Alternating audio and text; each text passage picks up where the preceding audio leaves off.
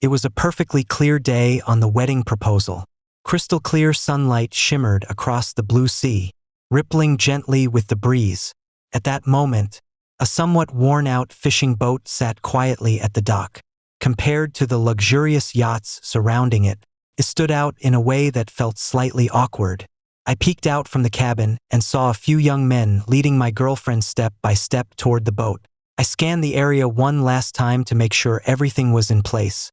Roses, candles, balloons, a cake, and wine. Nothing was missing. I had set all of this up early in the morning. I even rode 5 kilometers just to buy the cake my girlfriend loves most. Finally, I adjusted the candles slightly to cover a patch of paint that had chipped during renovation, then turned to look at Mia outside the cabin. Seeing her familiar face, I felt momentarily dazed. It's been 10 years now. I never thought I'd see her again one day. Yes, I've come back to life again.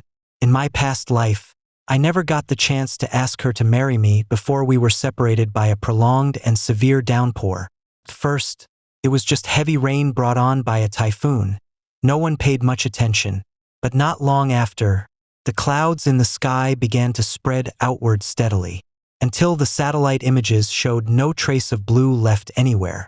There was not a single trace of blue left, and that rain never stopped once it started. As the seawater rose quickly, it began flooding inland. All buildings on land were swiftly swallowed by the floodwaters.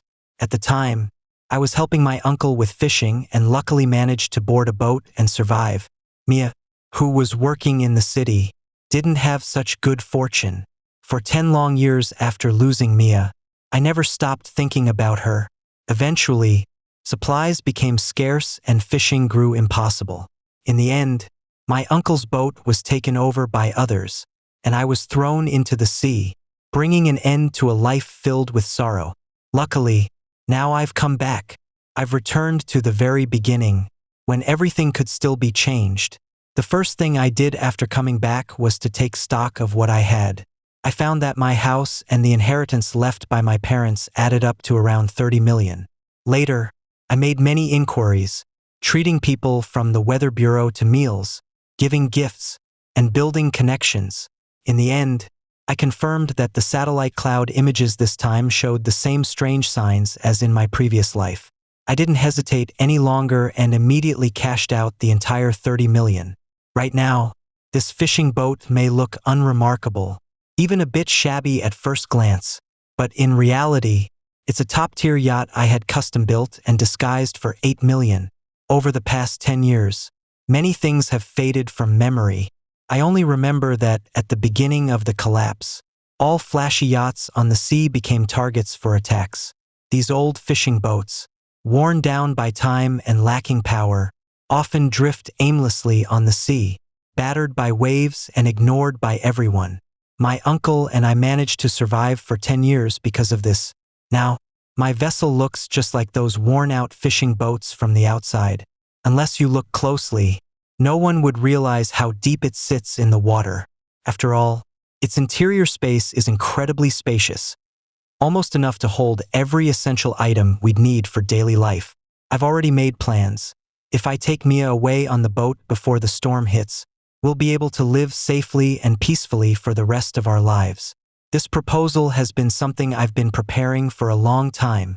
I want to give Mia a grand wedding before the end of the world comes. After all, who knows if her friends will still be around after things fall apart. And that's why I chose to propose on the boat. That's because I clearly remember when we first met. Mia told me she'd always been envious of her best friend's boyfriend's yacht. She even often said how much she wished she could have a boat and sail out to sea. Now that I've bought a boat and can propose to her on it, she's going to be so happy. And if Mia sees the luxurious amenities below deck, she'll probably be even more surprised. Coming back to the moment, Mia had already been led into the center of a heart-shaped arrangement made of rose petals. Where are you taking me? Are we on a yacht? I can hear seagulls chirping. I adjusted my suit and walked toward her. Mia, you can take off the blindfold now. Watching the girl eagerly remove the blindfold, I tightened my grip on the bouquet, slowly knelt down in front of her, and raised a ring into view. these past 3 years. I've thought about this moment every single day. Do you remember how you once said you wanted a yacht? Today, I spent most of my savings to finally buy this boat. I promise that from now on, I'll take you to every place you've ever wanted to go. Mia, will you marry me? Mia looked at me, her eyes filled with surprise. Then she seemed to realize something, glancing around the area. I watched her closely, not missing a single expression on her face. But in my expectation, the excitement and surprise in Mia's eyes quickly turned into disappointment and disbelief the moment she saw the cabin. Henry, are you kidding me? I froze for a second. No, I'm not joking. I'm serious. Seeing my completely sincere expression, Mia's face gradually grew cold, and she pointed at the surroundings in disbelief. You call this a yacht? I glanced around and smiled as I confirmed. It really is a yacht. Just don't judge it by how it looks right now. As I spoke, Mia's friend walked in. Then she covered her nose and gave the place a look of clear distaste. Mia, your boyfriend really spoils you. This boat might be a bit worn, but it's much better than those fishing boats in North Harbor. You keep talking about how rich your boyfriend is. How hard could it be to buy a yacht? Why settle for this rusty old boat instead? Mia's expression immediately turned dark. Henry, I wanted a yacht. Not some rusted old fishing boat like this. Seeing Mia's changed expression, I quickly tried to explain. Mia, it's not what you think. Please let me explain. This boat actually cost me $8 million. And I can take you to see it myself. Before I could finish, a man who had been standing in the doorway for a while walked inside. His eyes kept drifting back to Mia, then, scanning the room filled with roses and candles, he smirked. Oh, planning a proposal? I know this guy, he's Lucas, a wealthy heir who owns the largest yacht at the dock. Back then, our uncle's fishing boat once docked near his, which led to a minor disagreement. To protect my uncle's business, I chose to let things drop and moved our boat elsewhere. After that, we had no further contact. I never expected he'd show up again this time. $8 million? I've heard someone did book a yacht worth that much, but from what I was told, it's massive inside. Nothing like your little fishing boat here. He reached out and brushed his hand along the cabin wall. The fresh paint smeared all over his fingers instantly. Nice work, Henry. This paint's still fresh. He chuckled, pulled out a handkerchief, wiped his hands, then tossed it onto the ground before looking at Mia. Now, sweetheart, be careful choosing partners. Being poor isn't the issue, but pretending to have more than you do. This boat just got painted. Heading out to sea in it, don't you worry about breathing in fumes? The group of girls behind him couldn't hold back and burst into laughter. A boat worth $8 million. Yet it's a wreck. This is too much. Mia, where did you pick up this guy from? Mia's face turned red and pale in an instant. Then she couldn't hold back anymore. She raised her hand and slapped me hard. Henry, I never thought you'd lie so blatantly. Do you really think I'm that gullible? This boat isn't even worth a tenth of the size of that little yacht next door. And now you're going through all this trouble just to copy someone else's proposal, making me look foolish in front of my friends? Hearing her words, I finally realized what was really happening. My expression grew dark, and I looked up at the girl in front of me. Mia, aren't you even going to hear me out? Mia let out a dry laugh, then gave me a look like I was worthless trash. Hear you out? What could you possibly explain? A faded old boat? Or that tiny diamond ring that's less than 1 carat? I've had enough. Henry, go take a good look at yourself in the mirror after you pee. Tight with money all year round. If it weren't for people saying you're rich, who'd even be with you? I thought you'd do something proper when proposing, but after 3 years together, this is what I get. A rusty little boat? You can stay with your old fishing boat from now on. I never want to see you again. Mia pulled the bouquet out of my hands and threw it onto the ground, then stomped on it twice before walking away. I looked down at the flowers scattered on the ground, and my heart sank deep into sorrow. In that instant, I finally realized how ridiculous I'd been over the past 10 years. The proposal ended in disappointment with no resolution. I crouched on the ground, staring at the thoughtful arrangements inside the cabin. Lost in thought, I told you he wasn't someone to be trusted, you just wouldn't listen. Hearing the voice, I looked up and saw a girl with a dirty face stepping into the cabin. This girl was Luna, not much older than 18 years old. Uncle once said she was a homeless orphan from near the docks. She used to live with her grandmother, but after the old woman passed away, Luna was left all alone. She never had a chance to go to school and started working at the docks, helping people carry goods to make ends meet. Over time, as she often helped my uncle with chores, we gradually got to know each other better. Back then, she would sometimes mention that she often saw Mia around the docks, but I didn't pay much attention at the time. It wasn't until she brought it up again this time that everything clicked for me.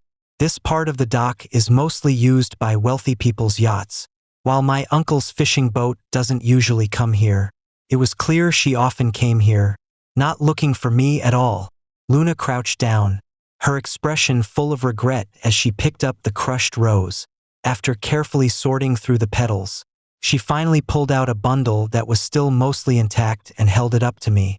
Here, this looks decent enough. Give it to someone else. She's not worth it. Someone else?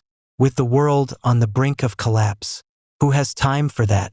All those years of longing had gone to waste. I let out a long breath, wiped the dust from my suit, and stood up with a changed expression. Here, take this bouquet.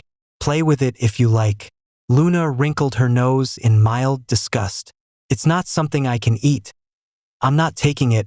She said no, but still picked up the bouquet and stood, her eyes scanning around until they landed on the delicate cake nearby. Seeing the sparkle in her eyes, I smiled. Go ahead and eat it if you want. Luna probably had never tasted cake in her life, and despite my generosity, she took a step back. That's not right, brother.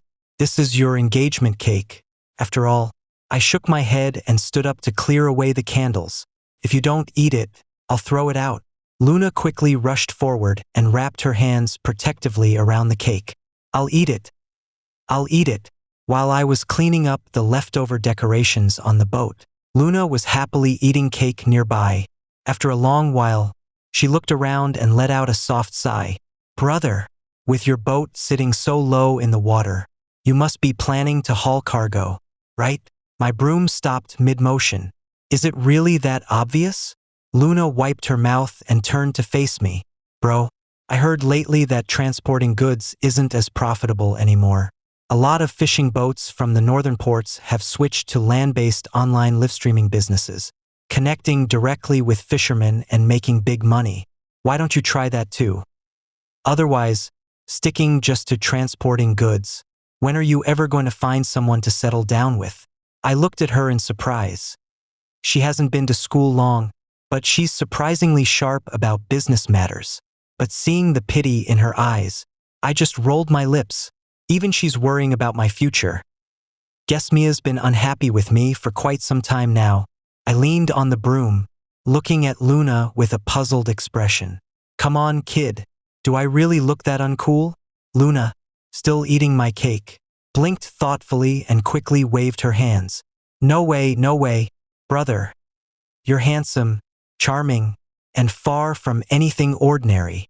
I let out a soft scoff at her words. I glanced at Luna, her face smeared with frosting, and suddenly had an idea.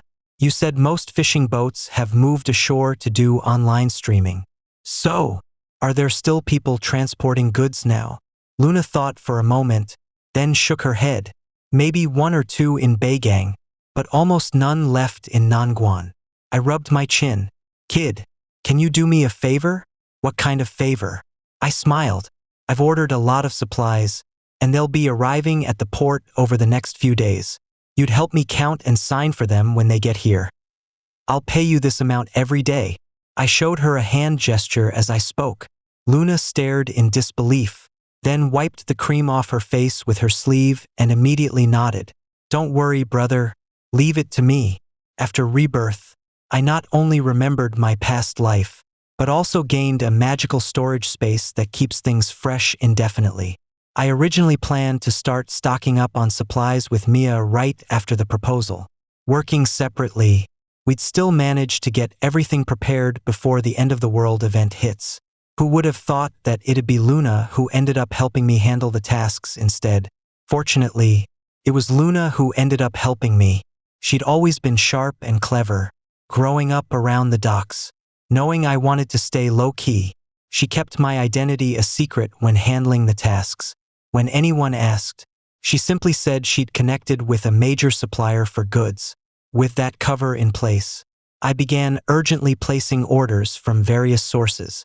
To ensure food supply in the early stages, I ordered a large number of prepared dishes from restaurants.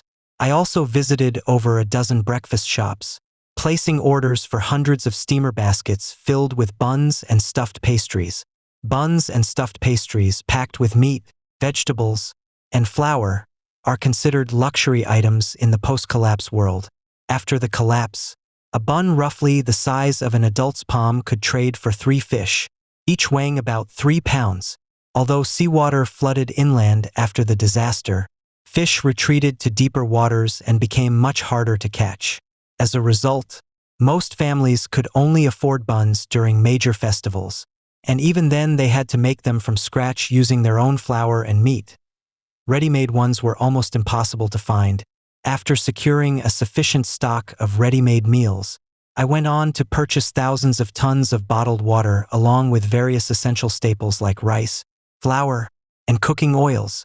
Later on, as long as funds were available, even restricted medications could be obtained. I decided to invest in building connections and directly ordered a large quantity of essential medicines needed after the collapse from major pharmaceutical manufacturers. After the collapse, endless rain fell, seawater flooded inland, and there was no land left on Earth. All fresh produce and meat became luxury items as well. But in my previous life, only 10 years had passed. No one could say for sure if the weather would improve by then. If land ever reappeared, these animals and crops could start reproducing again, wouldn't they? But this space only keeps things fresh. Could it actually keep living creatures alive? To test how stable the space was, I bought a live fish from the seaside and placed it inside. After 3 days, I checked again and found the fish still moving around, so I no longer had any doubts. I immediately contacted farms to buy several cows, pigs, and sheep, plus 100 chickens and ducks for raising. I went to the vegetable farmers again and bought several trucks full of fresh produce, just in case we'd need them later. Over the course of a month, Luna and I were constantly busy, never had a moment to rest. During the day, she handled receiving countless shipments, while at night I'd sneak down to the docks when no one was around to bring all the supplies into my space. As a result, our stockpiling process turned out to be surprisingly efficient. That day, I went to the port as usual to check on supplies coming in from the opposite harbor, only to unexpectedly run into a luxury yacht just returning from sea. The yacht docked at the port, and soon, Mia, whom I hadn't seen in a month, stepped off the deck. She was wearing a bikini, with a sun protection jacket draped over her shoulders, and one arm wrapped around someone's waist. Looking closely, it was none other than Lucas, the same guy who'd shown up at my engagement party to stir things up. Mia glanced away as soon as she saw me, while Lucas, clearly enjoying the scene, walked straight over with a group of people behind him. "Hey there, 8 million. What kind of big deal are you running now?" He picked up the fallen purchase order and narrowed his eyes. 5,000 cases of sausage, 5,000 cases of meat cans, 5,000 cases of instant noodles. Well, look at that. Our 8 million is planning to open a supermarket. Ha! A wave of laughter spread from behind him. I wasn't in the mood to deal with him, and was just about to walk away when Lucas's associate blocked my path. "Wait a sec, Henry. Got any big plans you want to share with us?" "Mia, aren't you curious what your 8 million's being used for? I've been swamped with ordering lately. I'm not exactly dressed to impress." Mia gave me a quick look from head to toe, then let out a dry chuckle. "Big plans? That boat's probably just for hauling goods. Unlike Lucas, You've always been the one with the generous spirit." As she spoke, Mia lifted her hand, revealing a high-end watch worth tens of thousands on her wrist. I looked at the watch and felt a cold smirk rise inside me. Not long from now, the world will fall into chaos. Things like this luxury item won't even buy a single loaf of bread. Only someone like her could still treat it as valuable right now. Seeing my expression, the young man quickly stepped forward and shoved me hard. "What's so funny? Don't think we're letting you get away with mocking our sister-in-law." I turned to face Mia. "Big sister.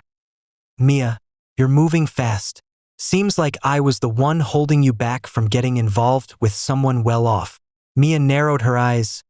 "You!" Lucas was about to step forward and hit me. "You're asking for trouble, kid." Just then, a loaded handcart came speeding out from the side. Move it, move it. Can't you see I'm working here? What are you all doing blocking the way?" Lucas, who was about to act, was caught off guard by the sudden collision with the delivery cart and stumbled backward awkwardly. Lucas's companion immediately snapped. "Who do you think you are? Some street trash, daring to bump into Lucas?" Luna said, "Are you calling someone else street trash?" The young henchman muttered angrily, "You're the one we're talking about." After a moment, sensing something was off, the whole group couldn't help but burst into laughter. Only then did the young man realize his mistake, his face turning red with embarrassment as he raised his hand to strike. Just as the slap was about to land on Luna, I quickly grabbed his arm. "That's enough." Lucas saw me step in and instantly understood. Casting a quick glance at Luna huddled nervously nearby, seeing her clothes stained and her figure thin and fragile, he let out a sneering laugh. "Really? You actually went through with it, Henry? You sure don't have high standards, do you?" Seeing Luna being mocked like that, I immediately turned serious. "Lucas, we've kept to ourselves so far. Don't start something now." Lucas acted as if he'd just heard the funniest thing, bursting into laughter before stepping closer to me. "What? I didn't catch that. Say it again." I glanced down at the date displayed on my phone. Then I smiled faintly and slipped the phone back into my pocket. Before Lucas could react, I swung a quick punch straight at his face. The punch was strong enough to catch Lucas off guard, making him clutch his face and nearly lose his balance. Surprised by my sudden move, the group of henchmen froze for a moment before finally reacting and quickly closing in. Luna immediately stepped down from the truck to block me, but as she was just getting into position, I grabbed her by the collar and pulled her behind me. I calmly looked around before pulling Luna down to crouch beside me. Reaching into my pocket, I pulled out my phone and opened the game interface. The group of henchmen looked at each other, stunned. In an instant, the dozen strong men who had been helping with cargo on the dock suddenly dropped their loads and rushed over quickly. The closest one lunged forward and knocked two of Lucas's teeth loose in a single punch. Unlike the weak group before, these dockworkers all seemed well-trained. Before long, everyone was pinned to the ground. Lucas lay on the ground, his hands trembling as he picked up his teeth, then turned back to glare at me in disbelief. "You dare hit me? Do you even know who I am?" I tossed my phone to Luna and went back to playing the game. Then I stepped forward, crouched down, and grabbed Lucas by the hair with a cold smirk. "Whoever you are, I told you not to cause trouble. Why didn't you listen?" In front of his terrified eyes, I pressed his head firmly down onto the ground again. "Keep going." "Yes, boss." With everyone else struggling and crying out in distress, Mia screamed and tried to run away, only to be grabbed instantly and pinned to the ground without any chance of movement. "I don't hit women. I just have someone hold her, so she can't call for help or report what happened. After all, hurting people is still against the law these days." I pulled out a cigarette, lit it, took a deep breath, and watched Mia cry out for mercy right in front of me. I didn't pay her any attention, then turned to look at the camera high above that had already been disabled. Judging it was time, I called a stop. The group staggered to their feet, fearful of the strong men nearby. Lucas didn't dare say a word as his subordinates quickly pulled him away, leaving Mia behind without even trying to take her. Watching Mia, looking disheveled and distressed. Follow the others as they walked off. I gave a cold smile, reached into my pocket, and handed out cash to the dozen or so warehouse workers. These people were hired from a security firm to secretly protect Luna. Luna, just a young girl, would often receive large shipments, making her an easy target, so I took precautions in advance. I originally thought they'd only be here to help with light tasks, but it turned out they were needed after all. A dozen people glanced at the cash in their hands and exchanged quick, surprised looks. "Boss, this is way too much." I shook my head and glanced toward the fading figure in the distance. "Not too much. There's just 1 week left until the contract ends. Finish the task well, and there'll be a bonus." I handed out cash. There was no way security could trace it. They exchanged quick looks, then snapped to attention. "Thank you, boss." As everyone went back to work, Luna acted as if nothing had happened and continued pushing her cart toward the dock, only to be stopped by me. "What were you thinking just now? There are over a dozen people, and you're such a young girl, why charge in like that?" Luna frowned. "I saw everything from a distance. The one in charge is the man who caused trouble on your boat before. They've brought along your ex-girlfriend. Clearly, they're not here to make peace. How could you possibly handle them alone?" I smiled. "If I can't handle it, would you really be able to?" Luna said quickly.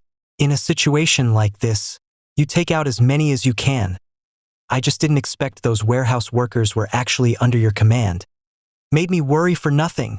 I let out a sigh. If it weren't for knowing there were only days left before the end of the world, I wouldn't have dared to act so boldly. Next time, don't act so impulsively. They might provoke, but they probably won't actually fight. We've got more important things to focus on. For them, it's best to just avoid trouble if you can." Luna pouted. "But they were going to attack you. I couldn't just stand by and do nothing. And even though you said not to fight, you still sent them running in panic." Fine. I give up. You're clearly the strongest. So from now on, I'm not getting involved anymore." It was the first time someone had spoken up for me like that. Watching the thin girl storm off in a huff, I smiled and called after her casually. "Want some cake?" The girl, who was just upset, suddenly stopped in her tracks, turned around, and gave me a goofy grin. "Cheese chocolate cake." I didn't just buy the cheese chocolate cake. I ordered over 100 different kinds from various bakeries across the city, delivered in batches over several days and stored safely away. I then asked Luna if there was anything else she'd like to eat. Luna took me straight into the supermarket and pointed out almost every snack and drink she hadn't tried before. I looked at the assorted snacks and nodded to find the manager, getting one of each item packed up. Then I personally drove the 3-wheeled cart and delivered 7 or 8 cardboard boxes to Luna's home. Luna's house was in an old-style courtyard, a dwelling left behind by her grandmother. Though the house was worn down, it stayed clean and tidy thanks to Luna's hard work. I carried the snack boxes from the supermarket into Luna's home, then glanced at the time. With only 3 days left until the apocalypse, supplies had mostly arrived, and it was about time to say goodbye. As I approached the front door, I saw an old woman's photo on the table inside, with 3 incense sticks freshly lit in front of it. I paused mid-step and turned to look at the girl crouched by the box, eagerly digging into snacks. "Hey there, anything you're craving? I'll take you out for a real meal." Luna had just started tearing open a bag of chips when she heard that, and her eyes lit up instantly. "I want to eat hot pot." I smiled. "Sure thing." I took Luna into the city's most popular hot pot restaurant and paid her wages at the same time. "Brother, if you have more of these good times in the future, don't forget to call me." I was helping her cook the meat while casually asking, "Can you operate a fishing boat?" Luna patted her chest and said, "Of course I can. Did you get a license for that?" "I didn't." "So you're driving without a license then?" Luna pouted and went back to eating. I looked at her, thinking for a long moment. "Kid, there's another shipment on a different boat tomorrow that needs counting. Same pay as before." Luna perked up at the mention of money and quickly said, "I can do it." I gave her a serious look. then handed her a small piece of paper. "This is the location of the cargo ship. Make sure you show up tomorrow. If you don't, I'll find someone else." "Brother, don't worry. I'll be there first thing in the morning." Luna glanced at the address and instantly lit up with a bright smile. "Brother, you're really kind. With these 2 jobs, I'll finally be able to cover my school fees." I paused. "What made you think about going back to school?" Luna rested her chin in her hand. "My grandmother always said girls need education to have a future. Even though I left school early, there are private programs still available. I just can't afford the fees." Watching Luna carefully tuck the address into her pocket, I felt a mix of emotions but said nothing. Instead, I reached over and piled all the cooked meat onto her plate. The girl's eyes lit up at the sight of the meat, instantly stuffing it into her mouth while calling over the waiter to bring a few bottles of beer. Watching the girl swiftly twist the bottle cap off, it flew away as she raised the bottle and started drinking deeply. I quickly stopped her. "Take it easy. There's still so much meat left to eat." But Luna simply finished the whole bottle in one go, then wiped her mouth. "Brother, you don't get it. Alcohol and food are handled by 2 different stomachs." Seeing her devour the food again with such energy, I couldn't help but smile for once. But after laughing, I felt a strange unease inside. I knew this was likely the last time we'd see each other. To be honest, I did wonder whether I should take her with me. But life after the collapse was brutally harsh. Helping one more person meant putting myself at greater risk. Unless someone had saved my life just like Second Uncle did, I'd never bring anyone else along. The most I can do is prepare a fishing boat loaded with supplies for her. Whether she survives or not will depend on her own luck and choices. As for Uncle Air, I had already gone to find him earlier. He's stubborn by nature, and I casually asked if he'd stay with me for a few days. But he values his fishing boat above all else, claiming he's too busy fishing every day to come over. No matter what, I know that if the end of the world hadn't truly come, he would never have left his boat behind to come with me. He doesn't want to come, and I'm not going to force him. In my past life, he was an expert fisherman who managed to survive at sea for 10 years. This time around, he'll do just as well. Still, I've already secured a good amount of supplies and arranged to have them delivered to his boat under the pretense of helping out. Once the storm calms down, I'll go find him right away and bring him aboard. As for Luna, she's actually quite loyal, aside from her love for food. But someone who hasn't lived through the harsh realities of a post-apocalyptic world where survival comes at any cost. No one can predict how they'd react under pressure. This time, I can't take any risks. Luna seemed a bit tipsy, lifting her glass once more. "Brother, I wish you great wealth." I lowered my eyes and raised my glass too. "Then I wish you'd always have cake to eat." Luna laughed heartily and emptied the bottle once more. That evening, I took Luna home after she'd had way too much to drink. Once home, Luna flopped down and fell right asleep without a single fuss. I stepped out the door and glanced at the 2 security guards I'd arranged earlier. "Keep watch all night. Call me immediately if anything comes up." "Relax, boss. We'll keep everything under control. Not even a fly will get through." After making sure Luna was settled safely, I headed back to my own boat. The night was dark, and the moon above the sea was hidden behind thick clouds. I gazed at the faint moonlight, let out a sigh, and thought to myself that seeing the moon again might not be easy from now on. Back at the dock, I nodded briefly to a few security guards on shift, then headed straight toward my own boat. I've also arranged for people to take turns keeping watch near the boat. I'm being so careful because I'm worried Lucas might bring trouble with him, but ever since that day, Lucas hasn't shown up again. Maybe he's scared, or maybe he's still recovering from the beating he took. I wouldn't have gotten involved that day. I just wanted to get through the last week quietly and disappear without a trace. But Lucas wasn't someone you could easily ignore. He might dodge trouble once, but not forever. Rather than let him cause problems at the end, it made more sense to make sure he couldn't move for a while. If he still wants to settle things after everything's over, first he'll need to survive long enough to do so. I stopped thinking about him and went back inside the cabin to check on my yacht systems.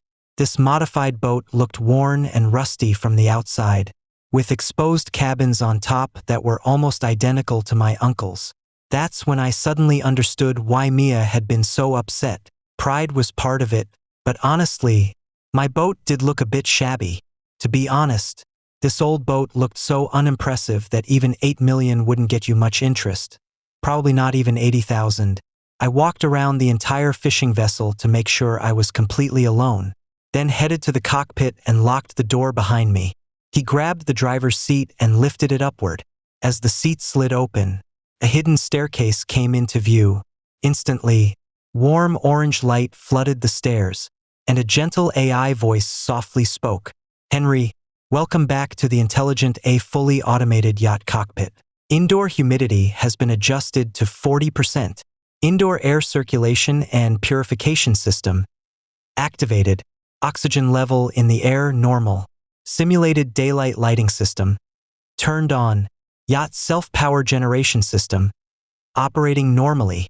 As I descended the stairs step by step, the warm lights ahead of me gradually lit up completely.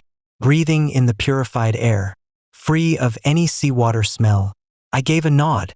This yacht was something I'd only heard about after the collapse of society. They say the richest man back then happened to own one, which is why he managed to survive and thrive afterward. Rumors had it that the yacht's outer materials were of military-grade protection. Its unique simulated daylight system and onboard power generation feature proved incredibly valuable in the aftermath. For 10 years after the collapse, it never stopped raining, and nearly everyone still alive on board suffered from some level of joint pain. The people I've seen all had pale, damp skin. Only a few wealthy individuals could afford to buy firewood and use it to dry off on the boat. Back then, just 1 pound of wood could trade for 3 bags of rice. Those who couldn't even get enough to eat had to stay wet all day. There was no comfort at all. This yacht became quite famous after the collapse of society. But before the fall, its purpose was rather useless. After all, people could always get sunlight outdoors.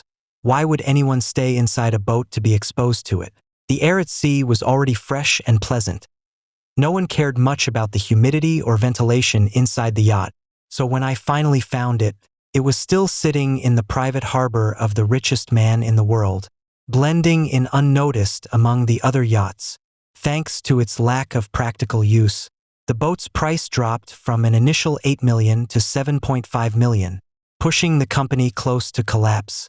Once I found out, I quickly reached out through connections to order a custom version directly from the manufacturer. I had thought about all sorts of possible situations that might arise after the world changed drastically. I added an extra 500,000 to customize it, wrapping the yacht in a shell resembling a fishing boat. In emergencies, this yacht could even detach from the outer hull and be driven away on its own. I walked over to the refrigerator, pulled out a bottle of water from the fully stocked one, then sat down on the sofa and turned on the TV. Though this yacht only has 2 levels, the interior space is quite large, 3 bedrooms total, 1 master and 2 guest rooms, with the main bedroom featuring its own private bathroom for added privacy. The kitchen is located on the west side of the 2nd floor. The kitchen isn't very big, with the cooking area housing a combined induction cooker and electric grilling station. The overhead vent connects directly to the air purification system, so almost no cooking fumes escape. If someone cooked on the fishing boat and the smell spread, it'd likely draw people from all around in no time. The air purification system is, in a way, a lifesaver. Below the kitchen counter is an integrated steamer and oven. Even though I'm not much of a cook, this setup seems really convenient. I even downloaded some recipes, planning to get into cooking and practice food skills once the world turns quiet. The yacht's refrigerator is located in the 2nd floor dining area. The fridge isn't very big, just a double door. Since I have plenty of space, it's only used to store everyday drinks and snacks, not much else. What makes this yacht stand out the most is having both a party room and a gym. The yacht was originally designed with entertainment in mind, so the party room is actually larger than the master bedroom. Inside there's a pool table, a set of computer equipment, even a double sofa and a karaoke system. The gym is a bit smaller, but it still has a full set of exercise machines and a pair of punching bags. Just looking at them makes you feel energized. My eyes swept over every corner of the yacht. Then I leaned back in the living room to watch the movies I'd already downloaded. I let out a deep breath. Everything was now ready, just waiting for the storm to arrive, but I probably wouldn't be around when it hit, because I'd be leaving the harbor early tomorrow morning, heading straight out to open seas where there would be no storm. The seawater flooding will happen 3 days from now.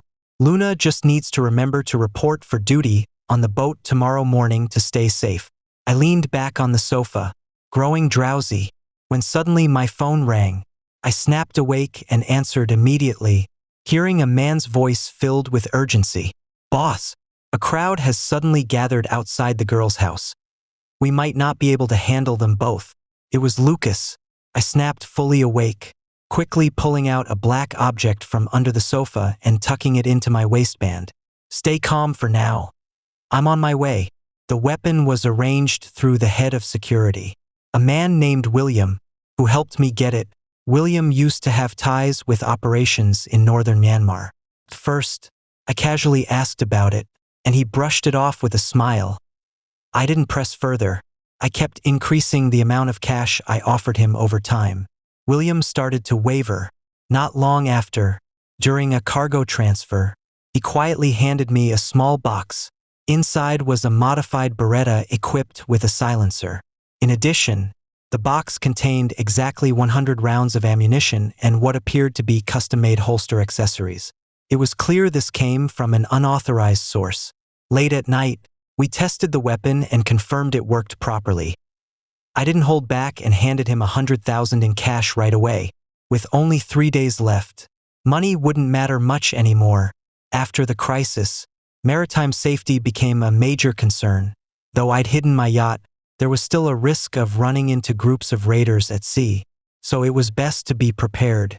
Under cover of darkness, I led the team straight to Luna's house and found a group already involved in a violent clash. Both guards at the entrance were injured, but not a single person got past them. I led my team in quickly, and though they were outnumbered, the group was just a bunch of troublemakers. Our well-trained security staff took care of them without much effort, seeing the attackers quickly subdued. I checked each one closely and found no sign of Lucas. Lucas wasn't there, and none of his companions were either. I grabbed one of them, pressing the gun against his head. "Where is Lucas?" He hesitated at first, but flinched instantly when he saw the dark barrel of the gun aimed at his head. At the dock." "The dock?" I'd arrived in such a rush that most of the others had already been brought here. I thought I'd get another chance to settle things with Lucas, but it turned out to be a distraction. Just then, the phone rang. It was William, keeping watch at the dock. "Henry, Lucas and his group hooked your boat to the back of his yacht. They're planning to tow it out beyond safe waters." I let out a cold laugh at that. Lucas really knows how to be annoying. My boat has a security lock, they can't start it, so they came up with this plan. Given his usual behavior, he's probably not just going to tow the boat away. He might even damage it on board. The thing is, they don't know the fishing boat was already broken. After all, I didn't spend on upgrades for nothing. The fishing boat's entire power system relies on a hidden yacht. They wouldn't know how to activate it, so even if they wreck the boat, it won't matter. What's more, the yacht has GPS tracking. Wherever they take the boat, I'll be able to find it. Besides, dragging such a heavy vessel out to sea might leave his yacht running low on fuel just trying to get back. I looked up at the sky, where dark clouds were gathering steadily. "I've made my decision. William, your work ends today. The reward is in the safe inside the third container at the dock. I'll send you the code via message. Go get it with your team." He hesitated. "But what about your boat?" I lowered my eyes. "I'll handle the rest on my own. It's been a good partnership these past days," William said without hesitation. "All right, great working with you. Let me know if you need help down the line." After speaking, William didn't hang up. I narrowed my eyes. What is it? Henry. I raised an eyebrow. Go on. William gritted his teeth. Henry, Lucas has weapons on his boat too. A contact of mine mentioned that Lucas secretly owns a large number of firearms. He even built a hidden storage area beneath his yacht. Every time he goes out to the nearby islands for trips, he goes hunting.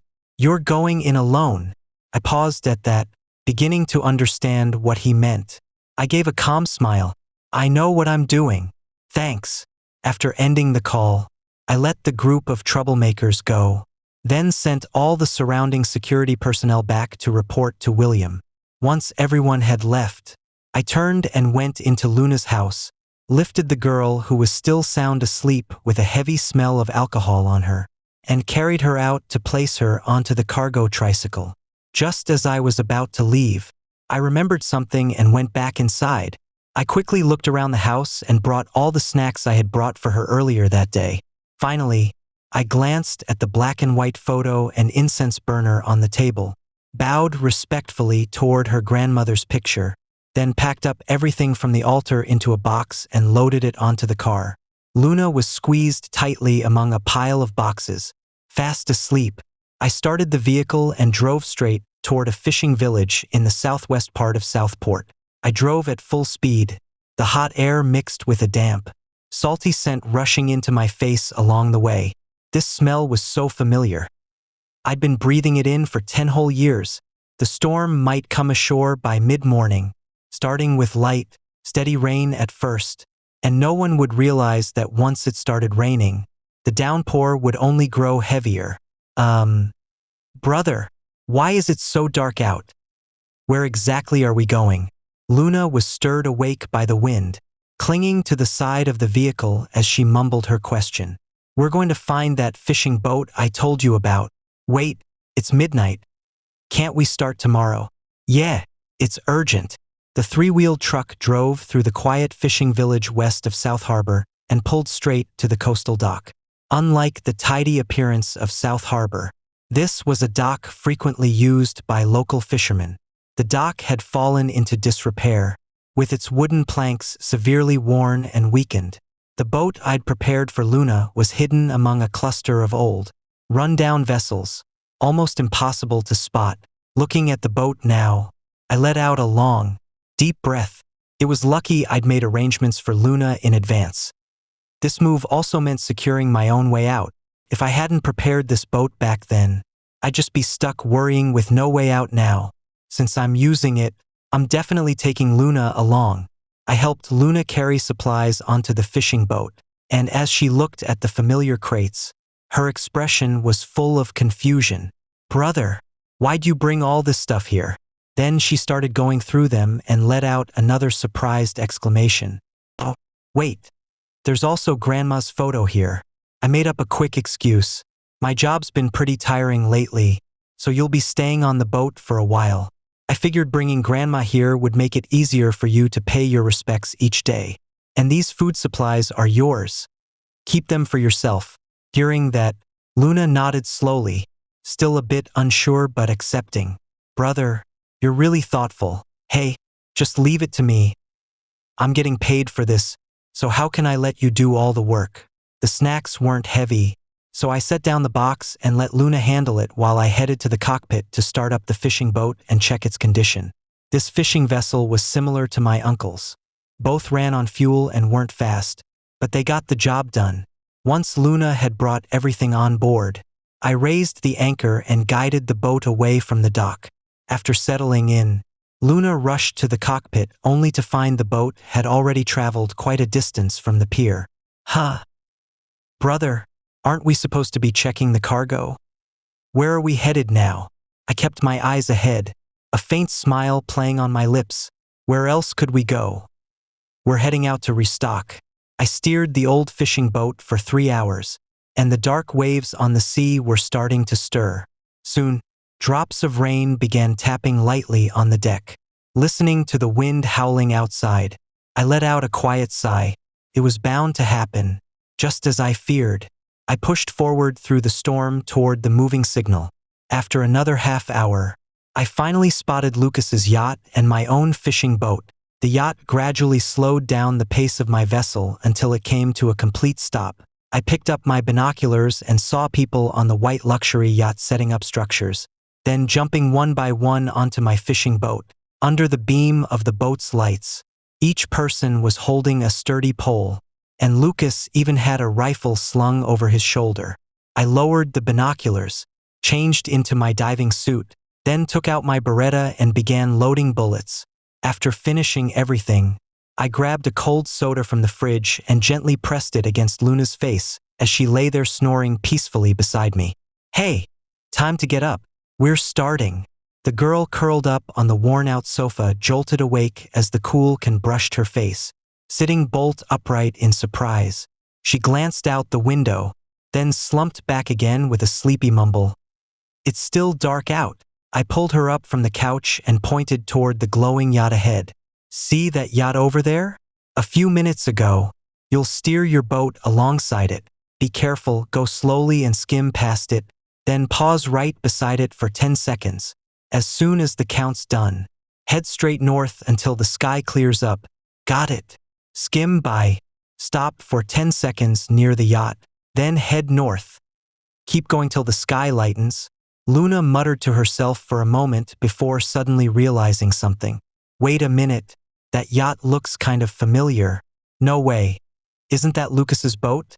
And behind it, isn't that your ship too? How did it end up here? Brother, did they steal your boat?" Luna suddenly realized everything and snapped fully awake. She looked at my full shark suit in disbelief. "You're not seriously going on to that yacht, are you?" I tucked the gun into my space. "Yes." Luna knew I had ways of handling things, but she still swallowed hard and hesitated. "Bro, they seem like a lot of people. Do you really think you can handle this alone?" I smiled at her. "What, you want to come with me?" Luna nodded. "Sure. At least we'll have each other's backs." I laughed. "Don't even joke about that, kid. Remember, from now on, you stay on this boat. Got it? But there's no buts right now. I'm the one hiring you. I'm your boss. And if you want payment, you'll do as I say. Just stay put once we reach a clear spot, and I'll come find you later." Luna saw my determined expression and finally waved her hand. Fine. Got it, boss. I'm listening." With that, she gripped the steering wheel with one hand and instantly turned the boat toward the yacht. Luna wasn't a great driver at sea, but we didn't have time to expect perfection under these circumstances. She maneuvered the boat so narrowly past the yacht that it barely missed brushing against it. In those 10 seconds while she paused, I'd already leaped across the fishing boat's deck and landed at the back of Lucas's yacht. 10 seconds later, Luna continued driving the boat away, but as she moved off, the back of her vessel clipped against the yacht, drawing attention from those on the fishing boat. The people on the fishing boat noticed a craft passing by and quickly stepped out onto the deck. "Strange. Why is there a fishing boat out here at this hour?" "I know. We're way outside the safe zone." Lucas, carrying his weapon, spat in disgust at the crookedly driven fishing boat. "Forget it, could be smugglers delivering goods. Don't just stand there. Start smashing everything. Break all the glass. Leave no one alive." As soon as he finished speaking, a burst of loud noises filled the air, and chaos erupted among the group. Watching them wreck my fishing boat with no regard, I calmly slipped through the rear entrance of the yacht. The yacht was indeed completely empty, and as I looked around, a quiet smile spread across my face. This yacht was truly massive and luxurious. Everywhere I looked, the wine cabinets were packed with fine bottles, almost overwhelming to take in. I opened the freezer and found it packed with beefsteaks and meats for barbecue, while the fridge was stocked with plenty of expensive fruits. Lucas knew how to live well. Too bad he'll never get to enjoy it again. As I moved through the space, every edible item in sight ended up being packed into my storage. Finally, I spotted a few packs of cigarettes on top of a cabinet and took them all without hesitation. I kept gathering things as I moved forward. Calling it stocking up would be no exaggeration. Eventually, I reached beneath the yacht and headed straight for a locked door. Outside, The sounds of crashing waves, rapid gunfire, and wild laughter filled the air. I stood 5 meters away from the door and fired at the lock during the chaos. A sharp bang echoed through the noise, almost lost in the commotion. The gunshot was lost in the noisy chaos, going completely unnoticed. The lock was damaged, and I kicked the door open to step inside. As the lights came on, what met my eyes was a wall filled with weapons and countless ammunition crates. There were also fishing gear for sea angling and various diving supplies. Quite a complete set. I walked around the room, checking every item with my hands, and before long had collected everything of value from the space. Hearing the gunfire and crashing sounds still going on outside, I turned around and headed up to the deck. The storm was growing heavier now, making it hard to see anyone on the fishing boat, and they didn't notice me either. I crouched down, opened the yacht's fuel tank, and pulled out a thick rubber hose from the storage space, then pushed it inside. I lifted one end of the hose slightly and, once I saw fuel starting to come out the other end, I hooked that side outside the boat. I stood up and watched as the oil gushed steadily into the sea, flowing away without stopping. After finishing that, I was just about to turn and dive into the sea when a quick glance caught sight of several red fuel drums placed on the deck. I froze in place, narrowing my eyes. It was clear they were planning to use them right away. Otherwise, why would they leave them out on the deck? So they're going to wreck the boat first, then set it on fire? My expression darkened. I took a few quick steps over and pulled the fuel drums into my hidden space before diving straight into the water. I swam with all my strength to the back of my own fishing boat, waiting until I heard the rifle fire again before returning fire in the midst of it, knocking down the roll-up safety ladder beside my vessel. Brother Han, is that enough? The boat's already full of holes now. Checked under the deck yet? Yep, the space below is tiny. Just clutter and junk. We'll burn it all clean in a bit. Lucas shouldered his gun, scanned the surroundings, then raised his hand with a decisive motion. Let's go back and get the oil drums. As soon as I saw everyone leaving the fishing boat, I quickly climbed up using the safety ladder from behind. Not long after, someone called out, "Brother Han, the oil drums are gone." What? That can't be right. Damn it. It has to be that fishing boat from earlier. Lucas fired a shot into the sky from the deck. Damn it, a rusty little fishing boat dares to steal from me? Let's go after them. Perfect chance to test out my new weapon. What about this broken ship then? Lucas glanced dismissively at the fishing boat. Now badly damaged. We've come this far. That poor guy won't find us. Let's deal with that ship first and handle the rest later. With that, the group cheered and rushed into the yacht to grab weapons, clearly no longer paying any attention to my old boat. As I watched their yacht begin to turn around, I stepped over shards of broken glass and made my way into the cockpit. The windows around the cockpit were shattered, and all equipment inside was damaged. Wind and rain poured in through the dark space. Glancing at Lucas and his group not far away, I lifted the seat and slid into the yacht, heading straight for the controls. Henry, welcome back to the Smart A fully automated yacht cockpit. Initiating tracking navigation mode. Tracking navigation mode is now active. Please enter the target to follow. I transmitted Luna's real-time location into the yacht system, and soon the display screen lit up. The radar showed Luna positioned 10 miles northeast. Given Lucas's yacht speed, it should catch up with her in no time. Unfortunately, the yacht had very little fuel left by the time it reached this point, and now it's lost half of what remains. If they decide to turn back now, using the small amount of fuel they have, there might still be a chance to get help. But if they're determined to keep heading toward Luna, that would be a fatal choice. Before long, seawater will start coming in. Even if they manage to contact rescue teams, those teams will likely focus on helping people inland first and won't have time to come after them. I saw a group of people running out onto the yacht's deck, with Lucas leading the way. He must have realized by now that his yacht has been completely drained. Now his yacht had no fuel, no weapons, and no food. It was hard to say how long a group like that could survive.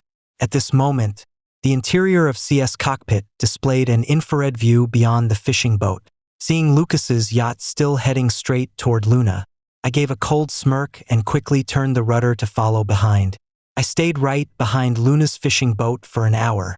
Luna was well behaved, saying she'd stop when the sky cleared. She didn't go even a single inch beyond that.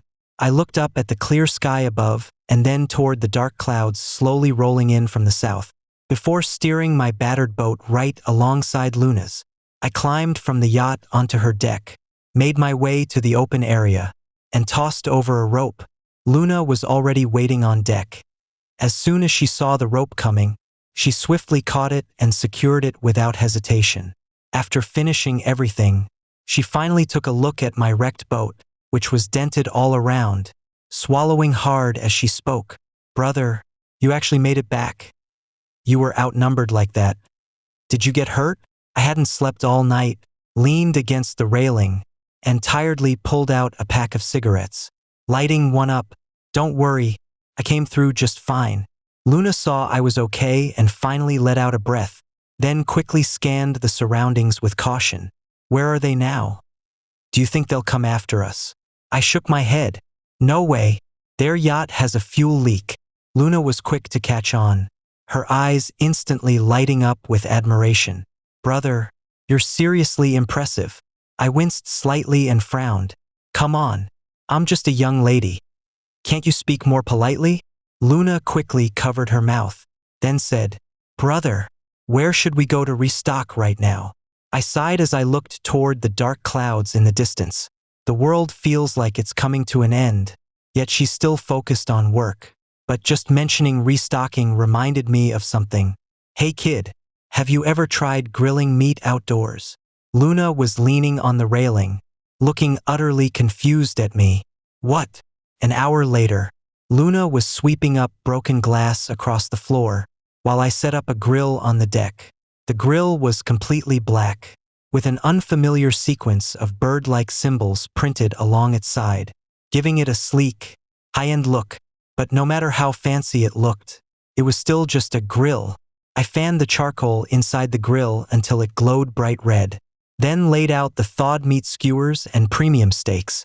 Midway through grilling, I remembered something and pulled out cumin and chili powder from my storage space, sprinkling them generously over the meat.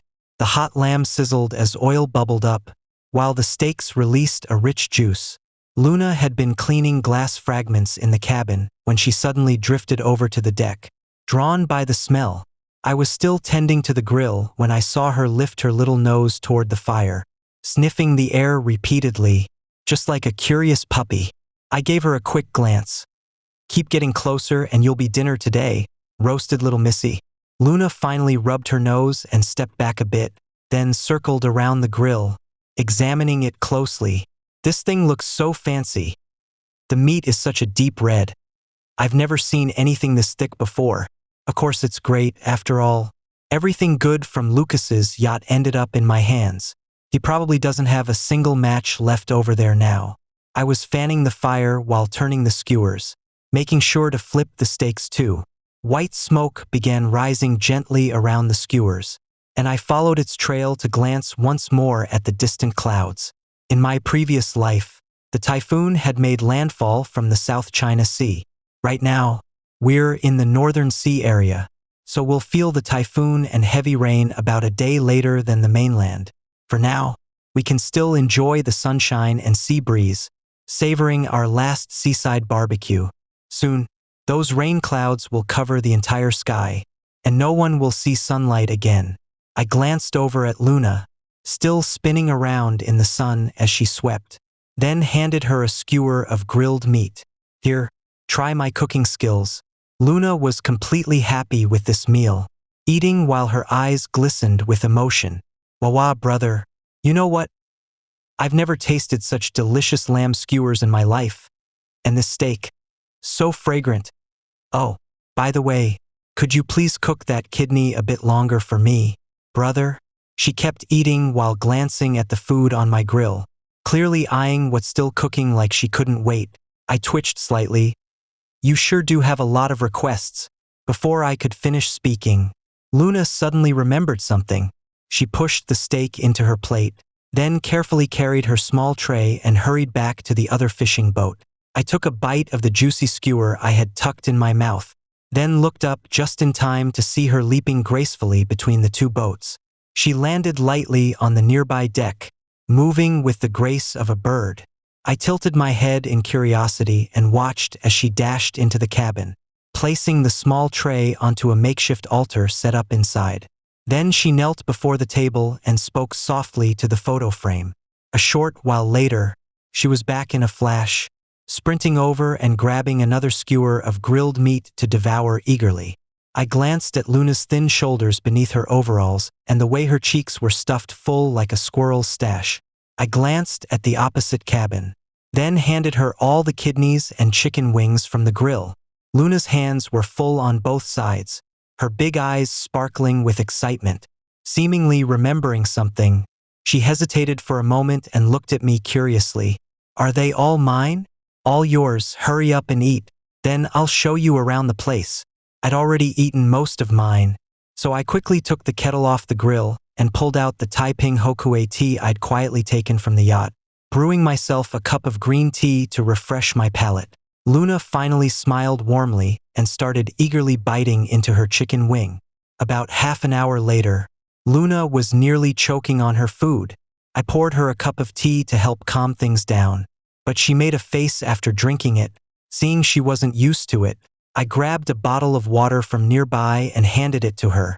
A few sips later, she let out a satisfied burp. Luna was very diligent and, once she'd finished eating and drinking, immediately started helping clean up. Before long, she had the shelves scrubbed clean and neatly gathered up the leftover coal ash. I lounged on the sun chair for a while, then sat up and led her into the fishing boat's cockpit. With everything in such bad shape, what exactly is there to get familiar with? Seeing Luna's confusion, I reached up and pulled the driver's seat upward, revealing a hidden passage beneath it. Luna was still rubbing her stomach, letting out a quiet belch. Seeing this, she instantly held back the burp and took 2 quick steps backward. "Whoa, brother, how come your boat has a secret passage?" As the hidden passage beneath opened up, the AI voice spoke again. "Henry, welcome back to the intelligent A fully automated yacht cockpit. The air humidity has been adjusted to 40%. The indoor air circulation and purification system is now active. Oxygen levels in the air are normal. The simulated daylight lighting system has been turned on. The yacht's self-power generation system is operating normally." Luna's eyes widened in disbelief. "Brother, this feels like we're filming a movie or something." I smiled and showed her around each area, making sure to highlight the media room and the gym. I pulled out a few hard drives from the media room drawer, searched through them, and handed her one labeled Virtual Classroom. "You wanted to study, right? This drive has tutoring videos from elementary to college level. Plenty to keep you busy." After saying that, I led her to the gym. "You're a bit on the slender side. Try working out more when you have free time. There's a TV mounted on the wall, and this hard drive has fitness trainers guiding you step by step. You can follow along while exercising." Luna now had another hard drive in her hands, and then I brought her to the kitchen. "This is the microwave. This is the combo steam oven. And this countertop can flip open to become a stovetop. All your cookware and utensils are in the cabinets. Ingredients are in the fridge. Let me know if you need anything. Oh, and there's a recipe app on this tablet. You can learn how to cook whenever you're unsure." As I spoke, Luna ended up with another tablet in her hands. After a quick tour, I led her to the bedroom ahead, pointing at the room with its own small bathroom. "From now on, this will be your room. You can store clothes under the bed, and you'll have access to a private bathroom for showers. Everyday essentials are already inside. Just let me know if anything's missing." I glanced at her from head to toe, pretending to open the wardrobe before pulling out a set of moisture-wicking sport clothes I'd quietly stored away during my previous supply runs. The clothing fits all sizes, just one standard medium. They were cheap in bulk, and even if worn out, they can still be used as cleaning rags. Given the weather these days, this is what you'll wear. There are 5 colors to choose from. Pick whichever one suits your mood. After finishing my explanation, I looked up and saw Luna frozen in place. She held a pile of items, staring at me, then around the room, her eyes widening with shock as she blinked rapidly. Brother, I think I came here to work. Where's the shipment? The goods? I was stunned, then suddenly slapped my forehead. Turns out I'd planned everything. Except telling her about the rain. I quickly stepped back. Hey, don't get the wrong idea about this stuff. Facing Luna's steady stare, the words on my lips just froze. If I told her the truth right now, she probably wouldn't believe me. After a moment of thought, I decided to go with shipping stuff. You know how it is. Sometimes you just have to stay on the boat for a bit. The goods are currently with my uncle. I never expected Lucas to take my boat, so I brought you here first to help me get it back. How about this? We call my uncle and have him bring the cargo over. Then you can start working, and we'll pay you from yesterday onward. Okay? After hearing all that, Luna, still a bit slow on the uptake, didn't catch on right away. She probably only caught on to the words stolen boat, uncle, and wages starting from yesterday, and immediately relaxed. Phew, I thought you were going to make me stay here for good. I pulled out my brand new domestic phone and quickly made a satellite call to my uncle. Hey, kid, remember to call me? This dock's been hit by wind and rain non-stop. If you don't come get your stuff soon, I'm tossing it all. Hearing my uncle's words, Luna immediately widened her eyes. Uncle, please don't do that. If you throw them away, I'll lose my job. Jing, Luna? What are you doing with Henry? Henry asked me to help check the goods, but I didn't expect his fishing boat got pulled out past the safe zone. The other end paused. What did you say? You, get on the phone. I quickly spoke up. Uncle, is the rain at the dock still light? Could you possibly come over to help us out? My boat got dragged out and damaged. I really need someone to bring it back. You little troublemaker.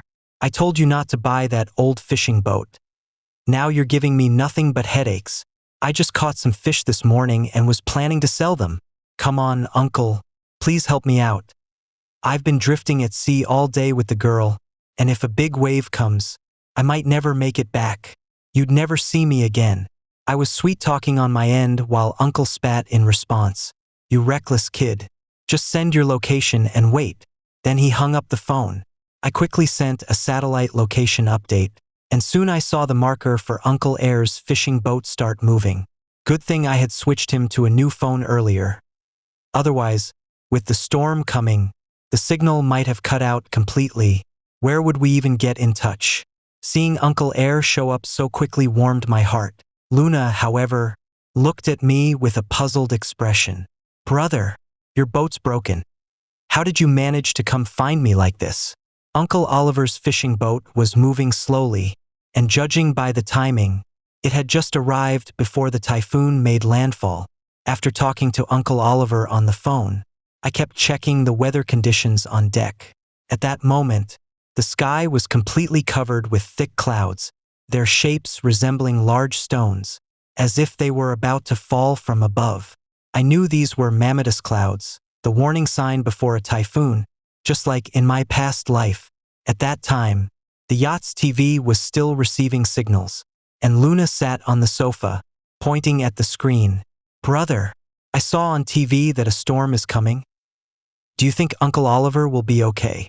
She didn't know about the impending disaster, but she sat there in shock, watching as houses collapsed and cars and trees were swept away by the raging floodwaters on screen. Uncle Oliver has been at sea for many years and has faced storms before. He'll be fine this time too. I guess so. Luna nodded and switched the channel to watch an animated show.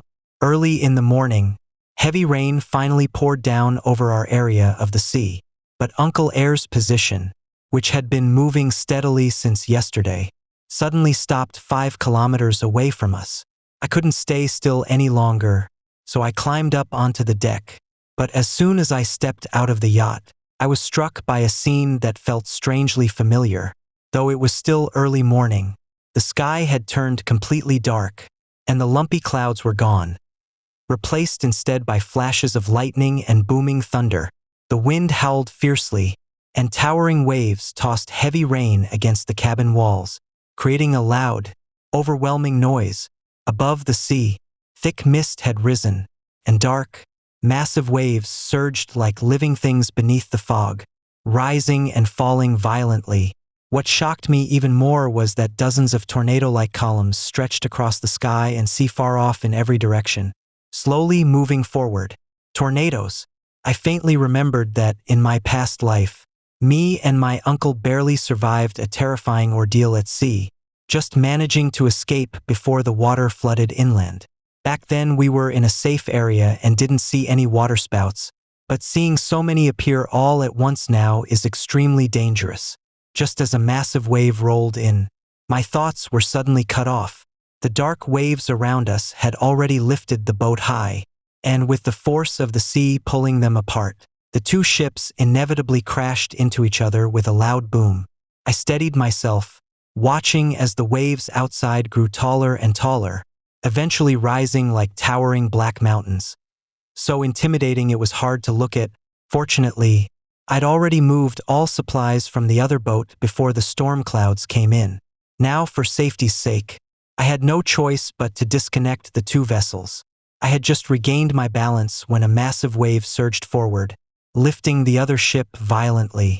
In an instant, that ship tilted sharply in front of me to a height of over 10 meters, nearly capsizing onto my own vessel. Without hesitation, I braced against the fierce wind and rushed to the deck to untie the ropes connecting the two boats. As soon as the connection was broken, the other ship surged into the sea like a wild horse unleashed, flipping and spinning away until it vanished completely into a distant whirlpool. Watching this scene sent a chill down my spine. I didn't waste another second and quickly grabbed the binoculars, scanning the sea surface in search of my uncle's whereabouts.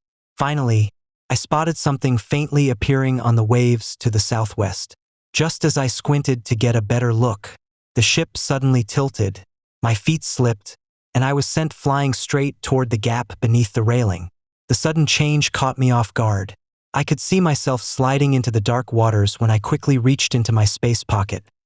Just as I hadn't yet pulled out a life vest, a hand suddenly appeared above me and grabbed hold of me tightly. The hand was slender but strong. Looking up, I saw it was Luna. What was she doing here? Could the crash of the two ships have woken her up? Though small in frame, Luna had built up incredible strength over the years from working at the docks and hauling goods. She gripped the edge of the cabin door with one hand and held onto my arm with the other, her face tight with effort. The storm raged on, the deck slick with rain, and she was barely holding on. So I let go of her hand and decided to jump into the water first, planning to swim back once I had a chance. Just as I started to slip, Luna grabbed me tightly again without warning. I stared at her in disbelief. "Let go. I've got an air tube. I'll be back soon. Stop joking." With waves like these, even a god wouldn't survive underwater. I couldn't believe it. I saw the girl's grip on the frame slipping, and I panicked, twisting my wrist to break free from her hold. Just as our hands let go, the waves surged again, tilting the boat sharply. With the boat suddenly flipping over, we both rolled back into the cabin by momentum. I ended up tumbling with the oxygen tank and Luna in a messy heap. Before I could catch my breath, I yanked up the cockpit seat and shoved Luna into the yacht's entrance, then jumped inside right after her.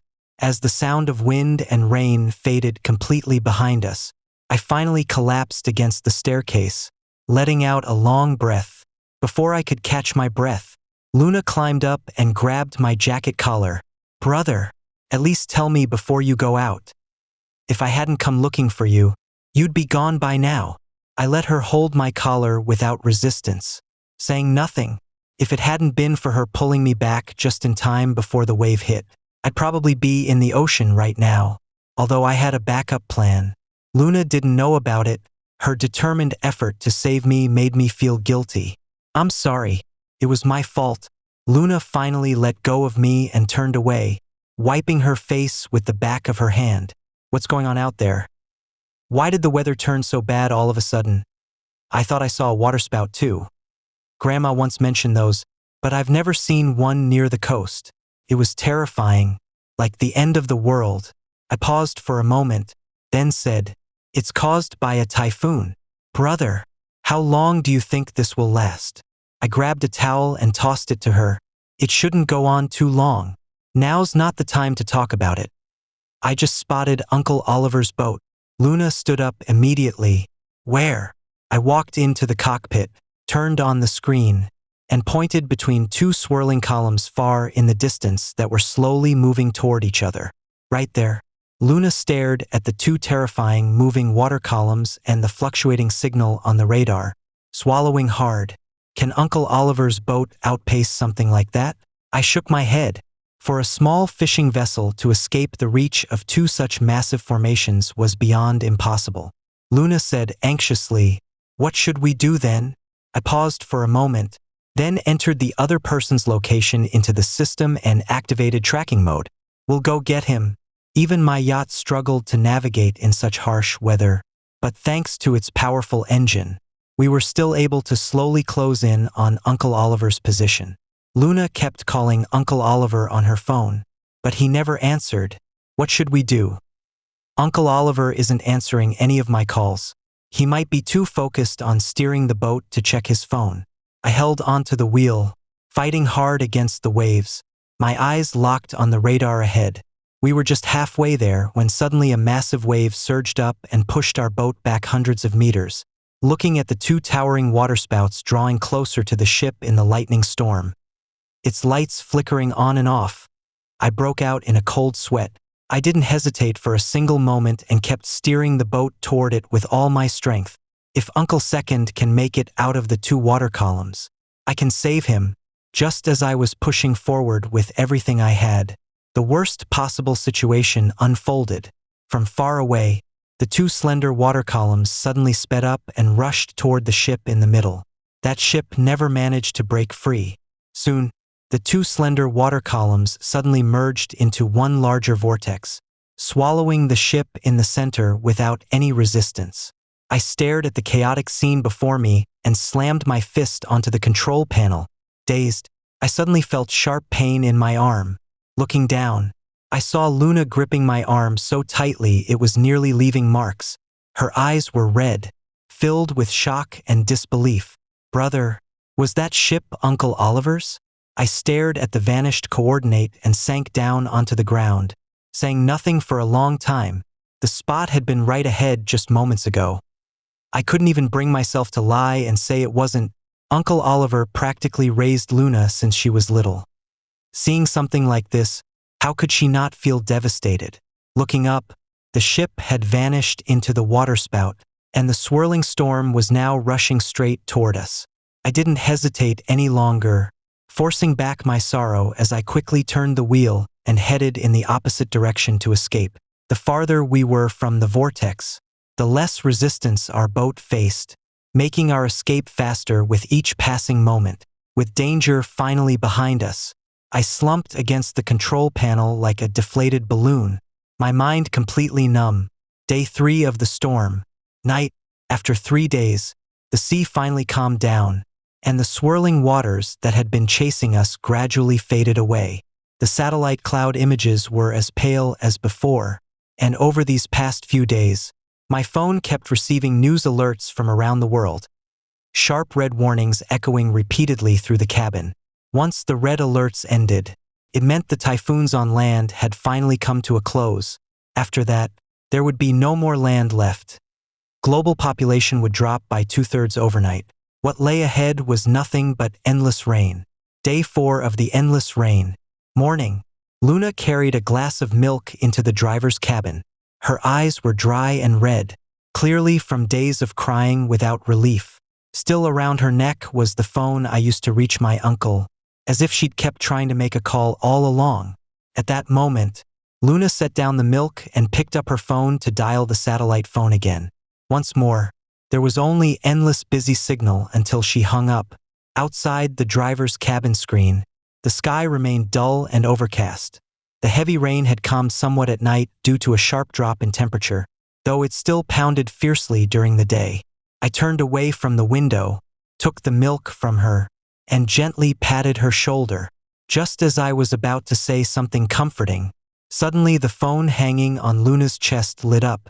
Then a sudden ringing sound burst out from the device. The screen showed the words, "Second Uncle," clearly. Luna and I exchanged a glance, then quickly answered the call and turned on speaker mode. Soon, a familiar voice came through the phone. "Can you hear me? You little troublemaker." "Hello?" Hearing Second Uncle's voice, Luna and I looked up at each other in shock. It really is Uncle Second. Uncle Second isn't dead. What's going on? No signal yet. The battery's fully charged already. Hello? Hello? Is this thing even working? This old phone. I quickly grabbed the phone. Uncle Second, I can hear you. I can hear you. You little rascal. I can hear you. Why aren't you talking? Where are you to? Hearing his voice, I couldn't help but choke up. Uncle, where are you? What's with the crying? Huh? I saw your boat caught in that whirlwind. I thought you might have. How could that be? I and my boat are perfectly fine. Luna wiped the tears from her face and glanced at the phone with me, curiosity in our eyes. What's going on? The uncle spat loudly. Man, you two have no idea how unlucky I've been. On my way to find you, I came across a white yacht. When I got closer, I saw a group of young men signaling with flashlights for help. Given the stormy weather, I figured I'd better bring them aboard, but then I found out one of them at the front had a gun. Before I knew it, we were in a fight. I took the weapon from him and pushed them all off the boat. Luna and I were both stunned. Uncle had run into Lucas, but Uncle's route was more than 20 kilometers away from where the yacht had been spotted. What happened next? Then the waves got rough, and heavy rain started pouring down. There were even waterspouts forming in the distance.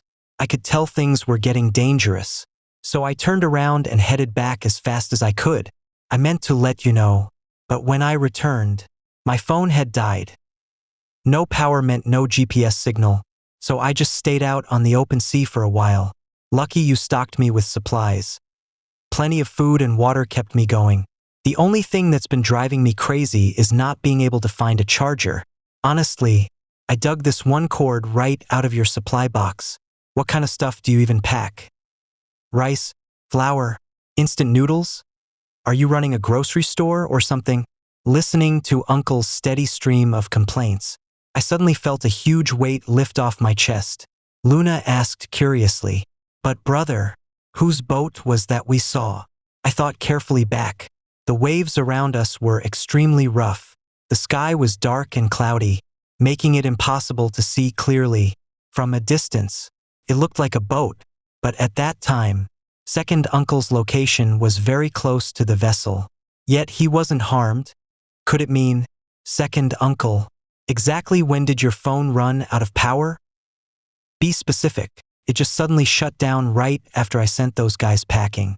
That's when everything clicked into place. According to Uncle's original route, he shouldn't have run into Lucas at all. Turns out it was pure bad luck. The waves actually pushed Lucas's yacht several kilometers off course, and not long after Uncle encountered them, his phone died. Exactly the moment I noticed the signal gone. So 3 days ago, the fishing boat that Luna and I saw being swept into the sky was most likely Lucas's luxury yacht. Uncle Second felt something wasn't right and asked for details, so I immediately explained everything about Lucas to him. When Uncle Second heard they'd taken my boat, he was furious and let out a sharp rebuke. But then, upon learning their vessel might have been carried away by the waves, he simply sighed. Enough. What goes around comes around. Everyone has their own fate. I didn't want to talk more about Lucas, so I quickly turned the boat around. Uncle, wait right here. We'll be there shortly. You coming over? Don't you still have a broken boat? With the location signal, we found Uncle within just a few hours. Thanks to my supplies, Uncle was living comfortably after stepping from his own boat onto mine. He gave a quick look around at the wreckage. Windows shattered, walls damaged, and the whole place exposed to the elements, with a clearly unimpressed expression. Those little troublemakers really did leave nothing behind. They've stripped this place bare like a storm passed through. I smiled and quickly pulled open the driver's seat for him. The yacht entrance appeared, and instantly my uncle's eyes widened to the size of copper gongs. He kept glancing down at the passage while staring at me in shock. Finally, it was Luna passing by with a bowl of braised pork that caught his attention. Drawn by the aroma, he hurried down the stairs. An hour later, my uncle sat at the dining table, picking his teeth and slapping the table as he said, "Kid, you really pulled off a clever trick with that fishing boat. There's actually a huge yacht hidden underneath. No wonder it looked so deep in the water from the outside." I quickly handed him a pack of cigarettes. "I told you we should have had you come earlier. You didn't know.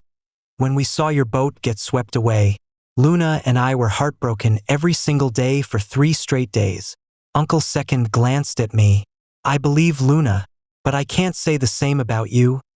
Crying over it, Luna let out a small laugh, and I gave her a quick glare before turning to my uncle with a cheerful smile.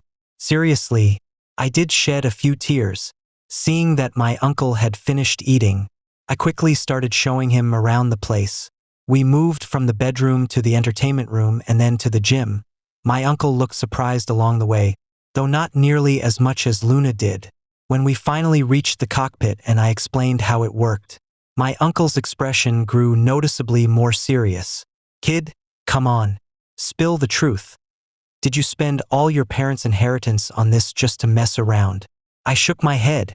"Uncle, if I told you I've lived through another life before, would you believe me?" My uncle frowned.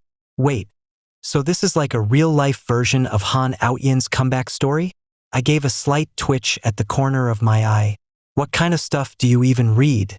Anyway, I usually listen to novels while sailing, you know. I even got a premium membership." I glanced at my uncle's reading list and then pointed at a book titled Survive, the Post-Apocalyptic Hamster Plan. "Right now, things are kind of similar to that." Uncle narrowed his eyes, tapped the screen to open it, glanced at the description, then looked back at me. "You're pulling my leg, aren't you?" "Kid, I risked everything to find you. Almost lost my life. And now you're making up stories? Don't blame me if I teach you a lesson you won't forget. I've seen what my uncle's fists can do. He used to be a sailor back in his younger days. After our family went through hard times, he quit his job and came back home to take care of me, even taking up fishing as a new livelihood. Those troublemakers were all about money, each one acting on their own, or in groups, but when my uncle went into action, he wasn't afraid of anything. In the end, no one in the harbor could stand up to him. The troublemakers were so scared they'd avoid him completely, and later even called him Big Brother. That's why from elementary school all the way through high school, I always had a group of toughs walking me home safely. Still, my uncle's getting older now. If he were 10 years younger, even William, the head bodyguard, might have found it hard to beat him. I sighed, realizing that inland flooding was already inevitable. I pulled my uncle into the living room and then brought Luna, just finished with her chores, and sat her at the table. Then, I told them everything I knew about the end-of-the-world scenario where seawater flooded across the land. Uncle Second raised an eyebrow. "You're saying the rain won't stop?" Luna widened her eyes. "What? The land's gone completely?" Seeing their stunned expressions, I shrugged. "The situation is exactly as I described. If you don't believe me, let's head back to the land right now. No matter how long we sail, not even a single piece of dry ground will be visible after 3 days, or even a whole month." Uncle Second refused to give up. He turned and walked straight into the cockpit, marked their family dock on the satellite map, then set off. I didn't stop him. After all, my uncle only believed what he could see with his own eyes. So my boat pulled his beloved fishing vessel along as we began the journey back to land. First, 3 days passed without any sign of land, but Uncle still wouldn't believe it, saying maybe we'd taken the wrong direction. But according to our course, We had already sailed past the dock by several kilometers and still hadn't seen a single shoreline. It wasn't until a week later that Uncle noticed only the top of an old building now rose above the waves, along with floating barrels and various personal belongings. His expression finally changed. "Luna, go down and fetch 2 pairs for your uncle." Luna didn't understand why, but she quietly went back beneath the yacht, following my uncle's solemn gaze. I looked out toward the distant sea, and soon I realized why he'd sent Luna away. Not far off, a large number of human remains were slowly drifting our way. Scenes too distressing to fully take in. As countless unidentifiable fragments came close, I couldn't help but frown. I'd seen this kind of scene many times before, though over the years such sights had become rare and almost forgotten. Uncle didn't look at the scene, instead gazing up at the rain-soaked sky in the distance, and after a long silence he finally spoke. "In our previous life, how long did this rain last?" I said solemnly. "It kept raining without stopping until the day we died. In total, it lasted 10 years. So you sold all your property and traded it for supplies, storing everything in that hidden space of yours." Seeing me nod silently, Uncle Second let out a long sigh, as if truly accepting the truth. After a long pause, he spoke in a hoarse voice. "Where's the government? No help at all?" I shook my head. "The land is gone, and all old systems are being rebuilt from scratch. There's no such thing as a country anymore." In the early years, fights broke out over resources. Pirate groups became widespread, and even warships from different nations clashed. Ordinary people were attacked and robbed by pirates, left with no choice but to join military forces. Life in those ranks was even worse. The desperate often had to risk their lives in dangerous missions just for a single loaf of bread each day, rowing small boats into battle zones where they fought fiercely, facing death head-on. After hearing this, Uncle Second remained silent for a long time. He turned and leaned against the railing, gazing up at the rain-soaked gray sky before letting out a soft sigh. "What's your plan from here on? Keeping wealth hidden is key.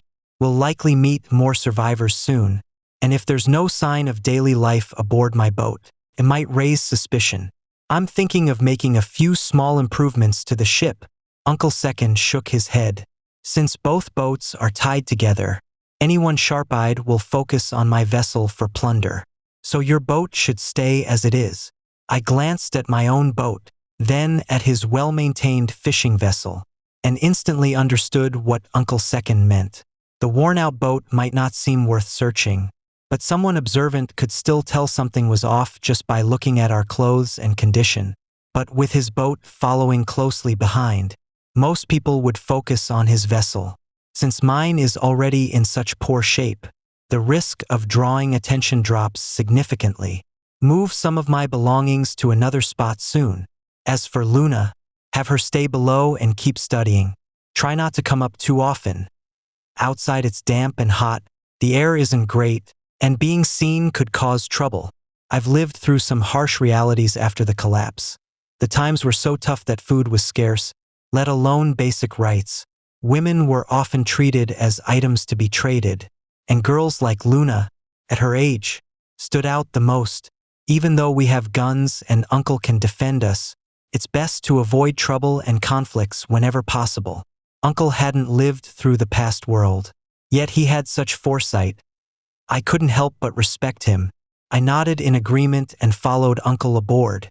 Most of the supplies were stored in the space, leaving only a few packs of biscuits and some fish. Finally, we drained all the boat's fuel and stored it safely away.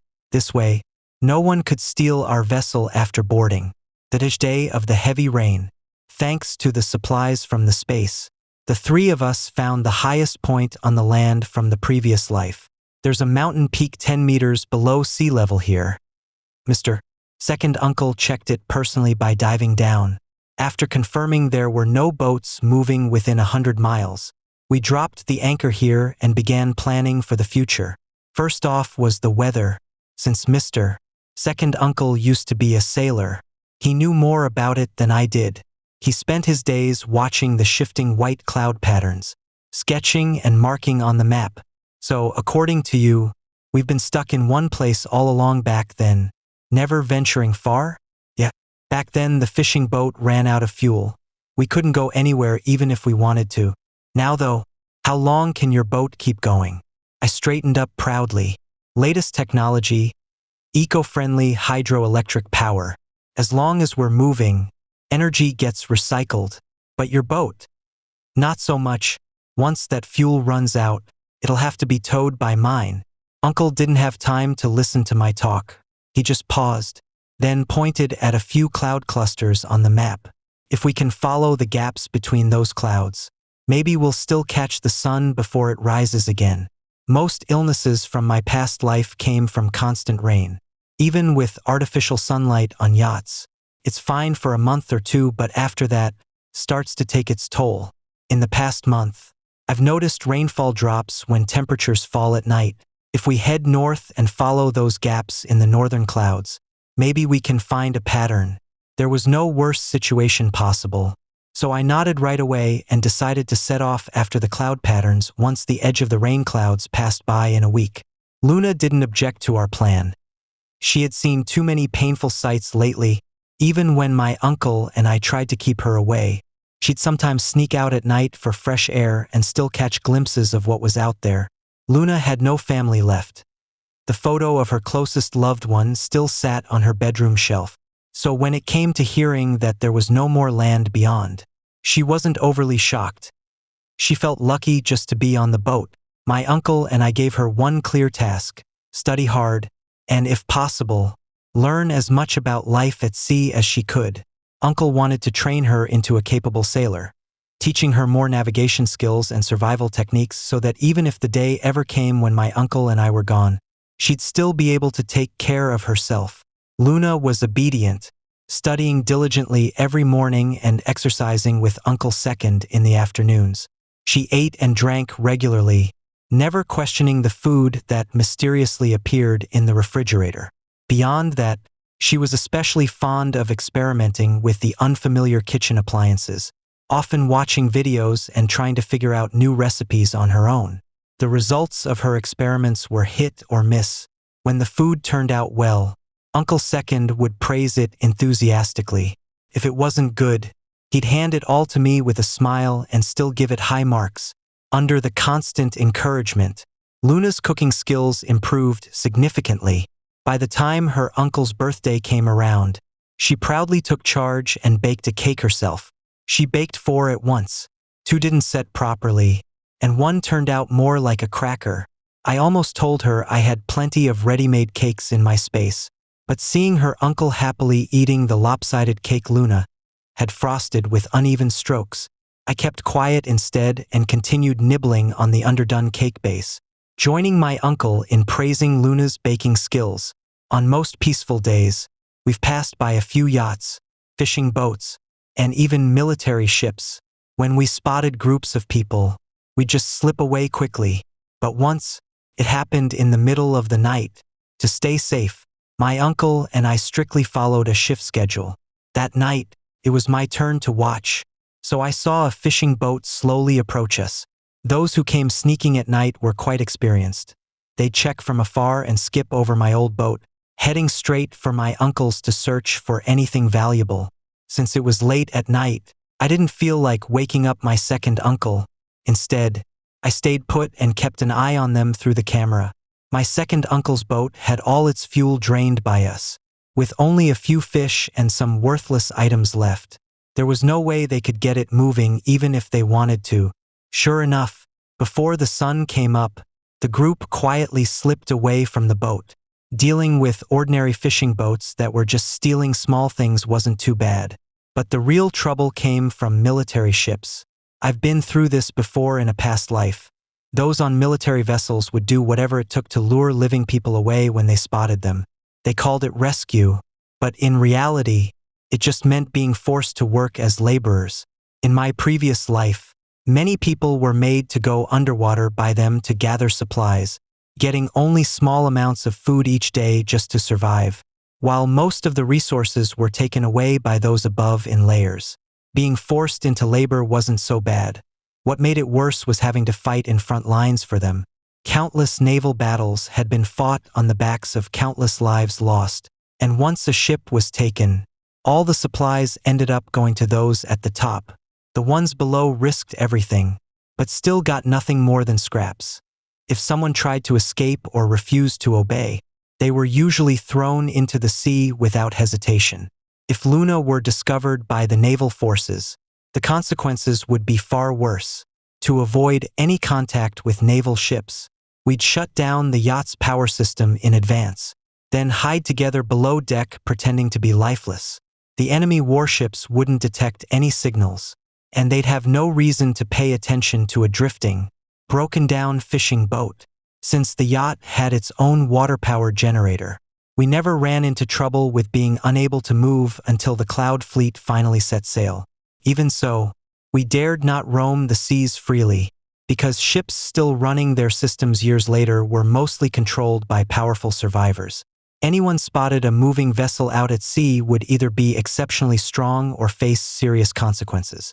The 4th month of the endless storm, after days and nights of relentless pursuit, we finally welcomed the first rays of sunlight since the end of the world. Though it only lasted for a dozen minutes or so, seeing those thin beams of light break through the thick cloud cover filled all three of us with deep emotion. Due to the dangerous conditions at sea, Luna hadn't been on the fishing boat for a long time. As she stood facing the sunlight with her eyes closed, enjoying the moment, I and Uncle Second went about organizing what remained on his vessel, adding what was needed and clearing out what wasn't. In truth, towing the fishing boat placed a heavy strain on the yacht's engine power. I knew this boat was Uncle Second's prized possession, so I said nothing. We could just go slower, it wasn't a big concern. But gradually, we began to fall behind the sunlight. One late night, Uncle Second glanced at the cloud patterns and spoke up, saying we should abandon the boat. I was about to say it wasn't necessary when Uncle Second firmly stopped me.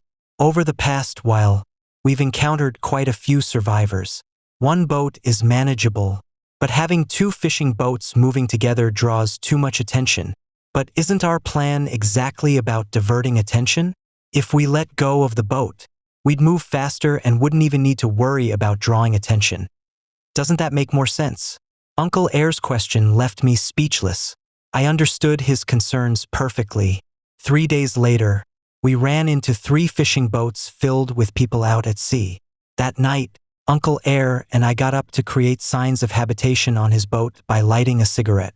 Before we could even put out the cigarette, several boats suddenly approached at high speed. "Hey, you smoking? Can I get a light?" I squinted at the approaching boats while my uncle reached for the rifle in the cabin, and I placed my hand on the Beretta tucked inside my jacket. On the other fishing boat, oil lamps flickered weakly, and through the dim light, we could make out several girls watching us with anxious eyes. The girls seemed young, their faces not unattractive at first glance, but after enduring constant rain, they all looked worn down and exhausted. So different from Luna, who was carefully cared for. Each boat carried 5 or 6 adult men, and the girls were pulled onto the deck like goods being inspected. My uncle and I exchanged a glance, and we instantly understood what kind of trade they were involved in. The men seemed harmless as they struck up a conversation with us, but their words made it clear they wanted to bring people aboard our ship. Polite talk about trading a few cigarettes was really just another way of pressuring us into giving something in return. In the world after the disaster, survival had become incredibly harsh. Those without strength to work or dive for resources were seen as burdens and usually abandoned. Women who couldn't swim were considered useful only for trade or childbearing, with no other value in this new world. My uncle and I weren't foolish enough to miss what was going on. In this time, a single pack of cigarettes could trade for 5 pounds of flour. Just the two of us smoking on deck at night was like flashing a bright signal that we had supplies worth taking. In a situation like this, even offering a single pack of cookies could make over 10 men react intensely, let alone handing out cigarettes. Uncle didn't rush to refuse. Instead, he stayed on the deck to keep the other side calm while continuing negotiations about the price. Then, he He signaled me to go below and start up the motorboat.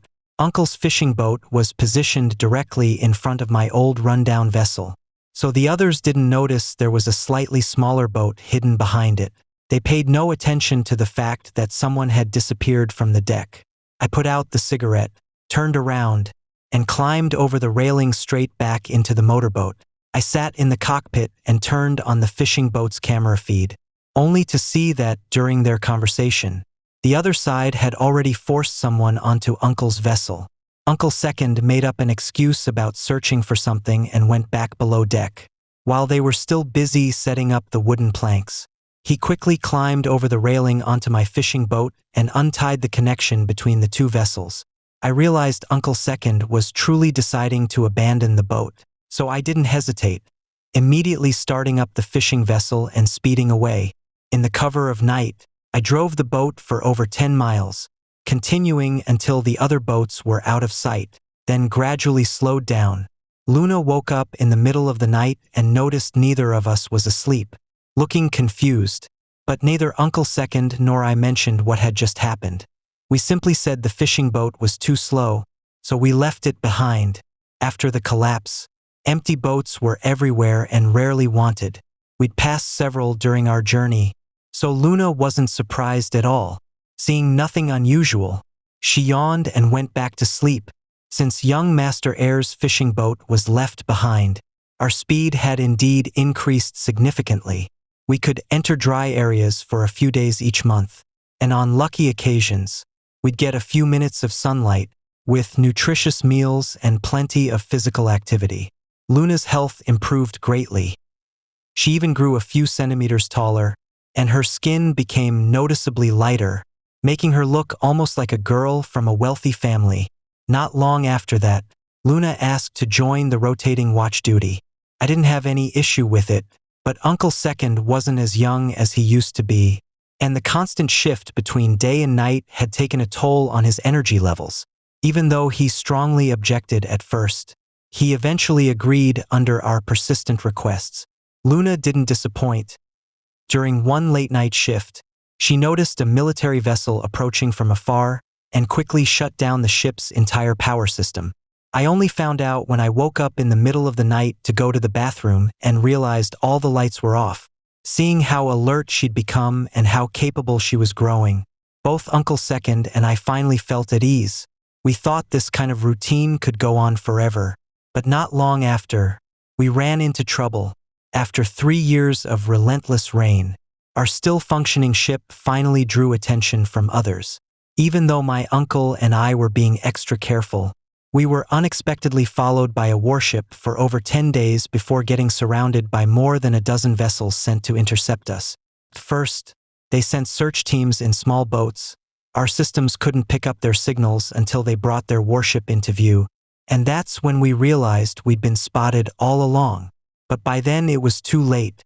The opposing side was highly experienced and quickly blocked every possible escape route with their ships, leaving us completely trapped.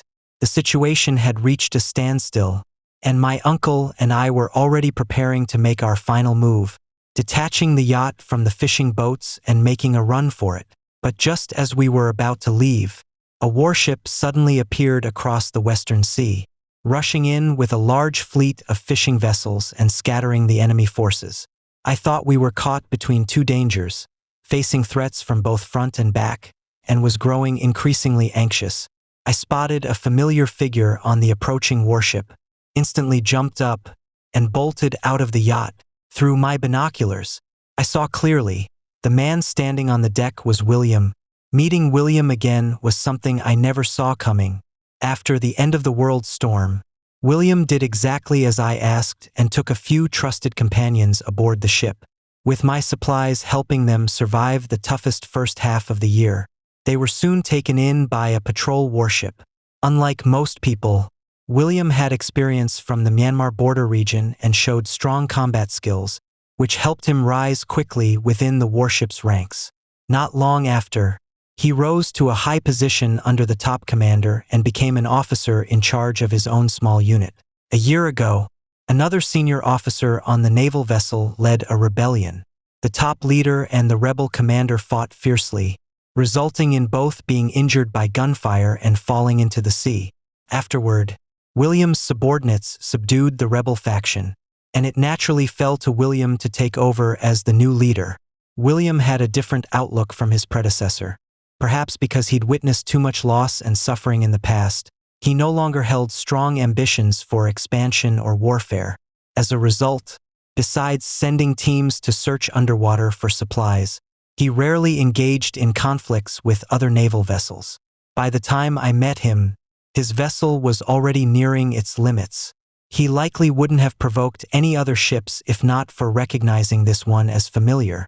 Years have passed, and I couldn't be sure what might happen unexpectedly.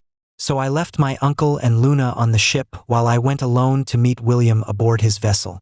It had been years since we last met, and William had changed a great deal. No longer the young bodyguard leader I once knew, but now a calm and composed commander. I sat in William's office, eyeing the slightly worn apples on the table, and began to form my thoughts.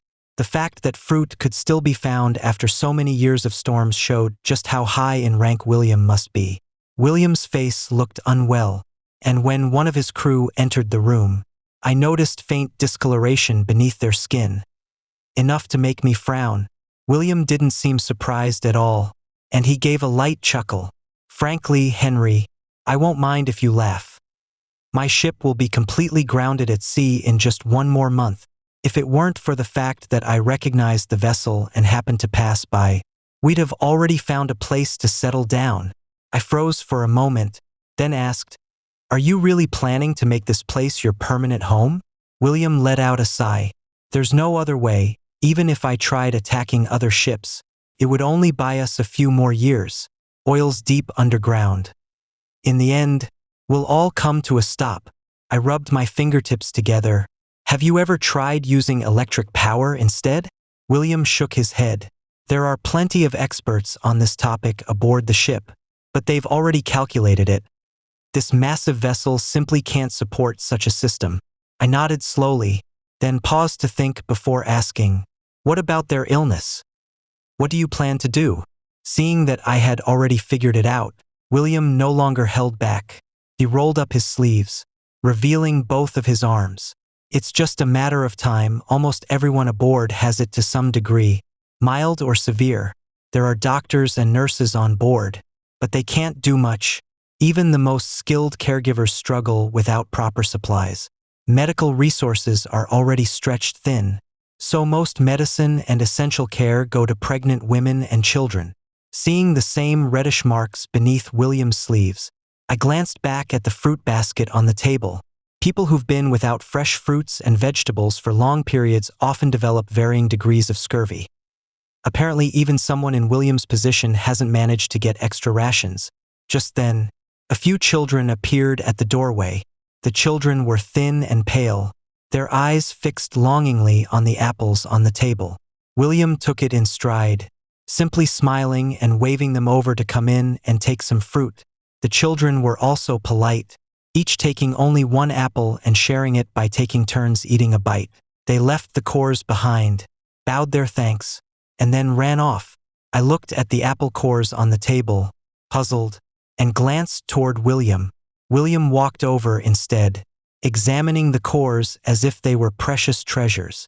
I planned to find a suitable coastal area first, then look for soil that can be dried out and used for growing plants, maybe even fruits and vegetables. We've lived through the height of modern life and no longer fear death. But these children, those born into a world already battered by storms, they've never touched real soil, have never tasted sugar or ice cream, and some have never even eaten rice.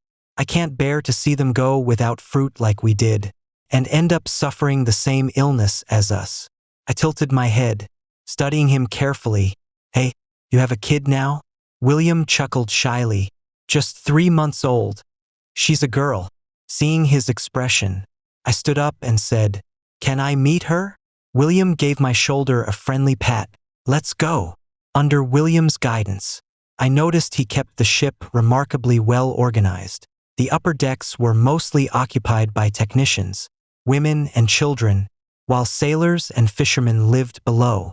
The ship had a dedicated nursery where children with or without parents were raised together. Babies just a few months old stayed in mother and baby rooms with their mothers, cared for by trained staff.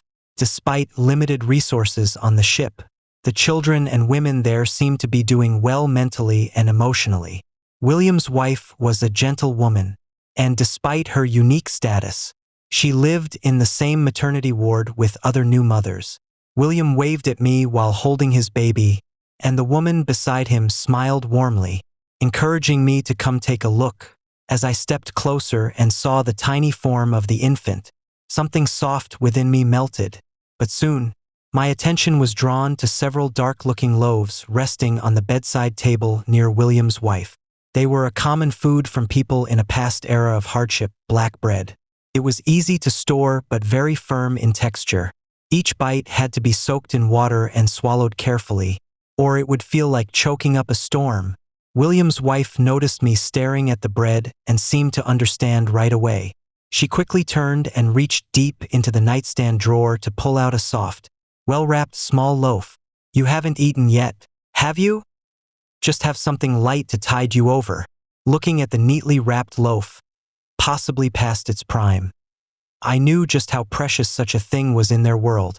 I felt a lump in my throat, turned away quickly to take a deep breath, then grabbed William by the arm as he was still rocking the child to sleep. "William, I can help with the cultivation project." As I left, under William's stunned gaze, I pulled out a few packets of brown sugar from my jacket and placed them in the nursing room. Then I quickly reached out to get help and rushed back to my own fishing boat. Back on the boat, I told Uncle about the warship situation. Luna supported my decision, but Uncle seemed deep in thought. "You should know, leading a warship isn't just some ordinary responsibility." I respected my uncle's caution deeply. "I understand what you're concerned about, but living at sea forever isn't a sustainable solution. From what I've seen, William seems to be a capable leader. We've been drifting with the sun for years, always alone and isolated. I'd like to use his ship as a test platform. See if we can grow crops on land. Once supplies are abundant and people no longer struggle for food, trade could begin to develop naturally. Peace would return to the waters, and over time, both resources and technology would improve significantly. That's when more lives could truly thrive out here. What do you think?" After long thought, my uncle finally sighed. "You can help them if you wish, but this ship cannot go with them. There's an abandoned fleet of old boats about 10 miles away, completely deserted. You can leave the supplies there for them to find." My uncle was cautious. He didn't want me exposing my hidden ability. Fortunately, that's exactly what I had in mind too. I immediately agreed with him, and without wasting any time, I secretly took out a portion of soil, fresh fruits and vegetables, powdered milk, medicine, as well as some daily essentials and chickens, ducks, and livestock I had stored earlier, placing them all on the long-abandoned fishing boats located about 10 miles away. The next morning at dawn, Uncle brought me aboard a naval vessel, where I accompanied William to retrieve supplies from the group of abandoned boats. William was overwhelmed upon seeing such a large amount of fresh fruits and vegetables, chickens, ducks, cattle, and even daily necessities and medicine. His eyes turned red with emotion. He stood before me, trembling and at a loss for words, as if wanting to ask something but holding back his thoughts. After hesitating for quite some time, he finally choked out, "I'm speaking for everyone. Thank you." I shook my head and looked at him seriously. "William, I'm not that capable. I just hope these can help you all. There are many skilled people on your ship. These supplies would just sit unused with me. It's better if you take them and try growing or raising some of the plants and animals. Whether it works depends on luck and effort." William kept shaking his head. "Henry, please don't say that. You're the one who's always helped me. If it weren't for you, my crew and I might have, well, we wouldn't be here now." I waved my hand to stop him from going over old memories, then turned my gaze toward the darkening sky. "The rain's about to get heavier. Let's get everyone moving to bring in the supplies." William finally fell silent and immediately led the team to haul everything onto the warship. The warship had already set up dedicated work areas, and these valuable resources were carefully organized and secured. Once everything was properly stored and the newborns had their first bottles of formula, I said goodbye to William. As expected, William still asked if I wanted to stay behind. Regardless, the ship has more space and more people. You and your group might have a better chance here. Seeing his hesitation, I smiled slightly and said, just pretend I'm out gathering supplies. If things go well in half a year, I'll come back to find you. William smiled at that and no longer tried to persuade me, giving a nod as he said, Henry, take care. You too. I didn't come back to William's ship as promised. Just like Uncle Second said, I couldn't be a lucky messenger carrying fortune. There was plenty of supplies, and if handled properly, William wouldn't have to worry about the future. But if things weren't handled properly, coming back would make no difference. Over the following time, my uncle and I taught Luna how to use weapons and equipment, showed her how to dive, and sometimes even went underwater together in search of old-world supplies. A few years later, we had nearly circled the globe, and our plan to follow the sun changed from chasing it nonstop to doing so once a month. Along the way, we met many survivors and even had friendly exchanges and trades with several well-equipped ships and large cruise vessels. Of course, we also came across other adventurers who were chasing the sun just like us. The most interesting encounter was a similar solar-powered yacht. Its owner was a young girl who had been stranded at sea for an entire year due to her boat breaking down. When she saw us approaching, she tossed out a few packs of instant noodles, hoping we could help repair her vessel. Seeing the girl lying on the deck, clearly upset and in tears, my uncle and I both suspected it was a trap. We turned the boat around and quickly sailed away. But after sailing a few kilometers, we noticed the boat still hadn't moved. My uncle and I felt something was off, so we decided to turn back and investigate. They realized the yacht wasn't moving at all, but if it were a scam, she'd have already gone after another boat. Why would she stay put like this? Only then did my uncle and I lower our guard and go aboard to check things out with guns ready. To their shock, this massive yacht was completely empty. Just the girl on board. After talking with her, they learned she used to be into survivalist prepping and came from a wealthy family. Her name was Elizabeth. First, she'd just been having fun stocking up supplies on her own yacht, but when the storm hit unexpectedly, it actually saved her life. She didn't know much about boat repairs, so after the electrical system failed, she ended up stranded at sea for a full year. What was most surprising was that she had incredible luck. She never ran into any threats during her time alone. Uncle Second was very skilled with repairs and quickly identified the issue. Elizabeth became so emotional she almost started crying, handing us food throughout the process while still wiping tears from her eyes. We weren't short on supplies, so we politely declined. As the repair took longer than expected, Luna popped her head out from the boat and called us back to eat.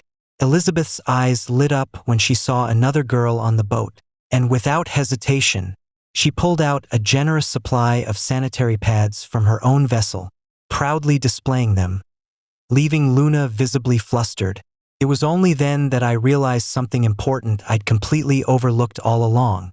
As soon as the yacht was repaired, we planned to leave, but Elizabeth suddenly became impossible to shake off, following us wherever we went.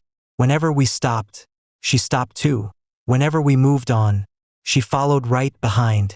Over time, Luna found herself climbing up to the boat's cabin more and more often, gradually growing close to her. After all, it wasn't common for a girl like Luna to have someone so close. Neither I nor Uncle Second had any objections to their getting along.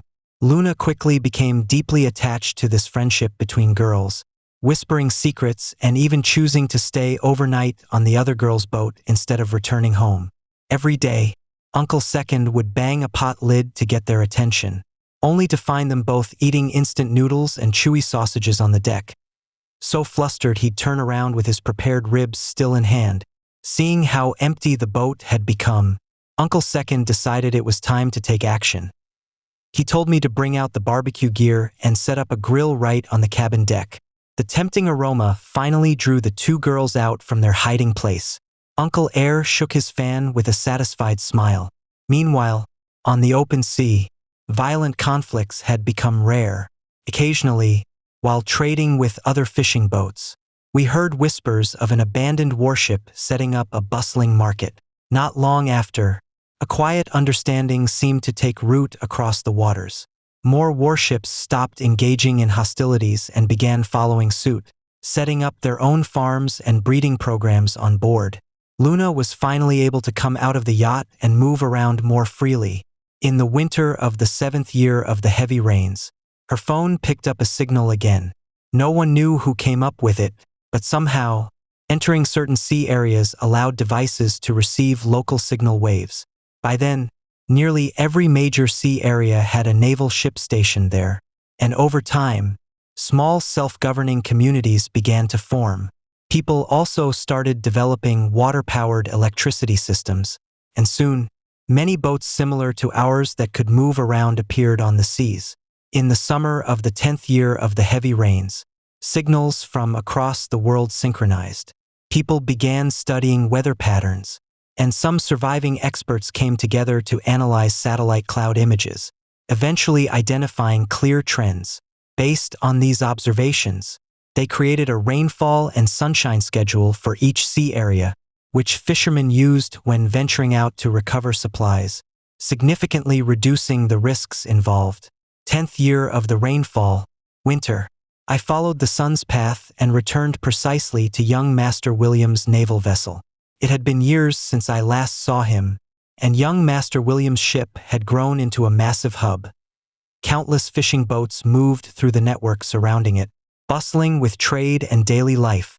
Even though the weather remained harsh and life was still tough, at least people were no longer all eating those hard, dark loaves of bread together. As I drew near the old warships area, I looked up with a mix of emotion and saw William talking to someone on deck, while a young girl just reaching his waist clung tightly to his leg. As a beam of sunlight broke through the clouds, William seemed to sense something and turned his gaze toward me. I waved at him, and his expression slowly shifted from shock to delight. He quickly lifted the girl beside him, pointed at me to stay still, then turned and ran down the stairs. Seeing the once broken man standing before me in full health, all the red marks across his body had completely disappeared. I smiled and reached out my hand. "William, it's been a long time." William smiled too. He stepped forward and clapped me on the shoulder, his eyes glistening with emotion. "It's been a long time.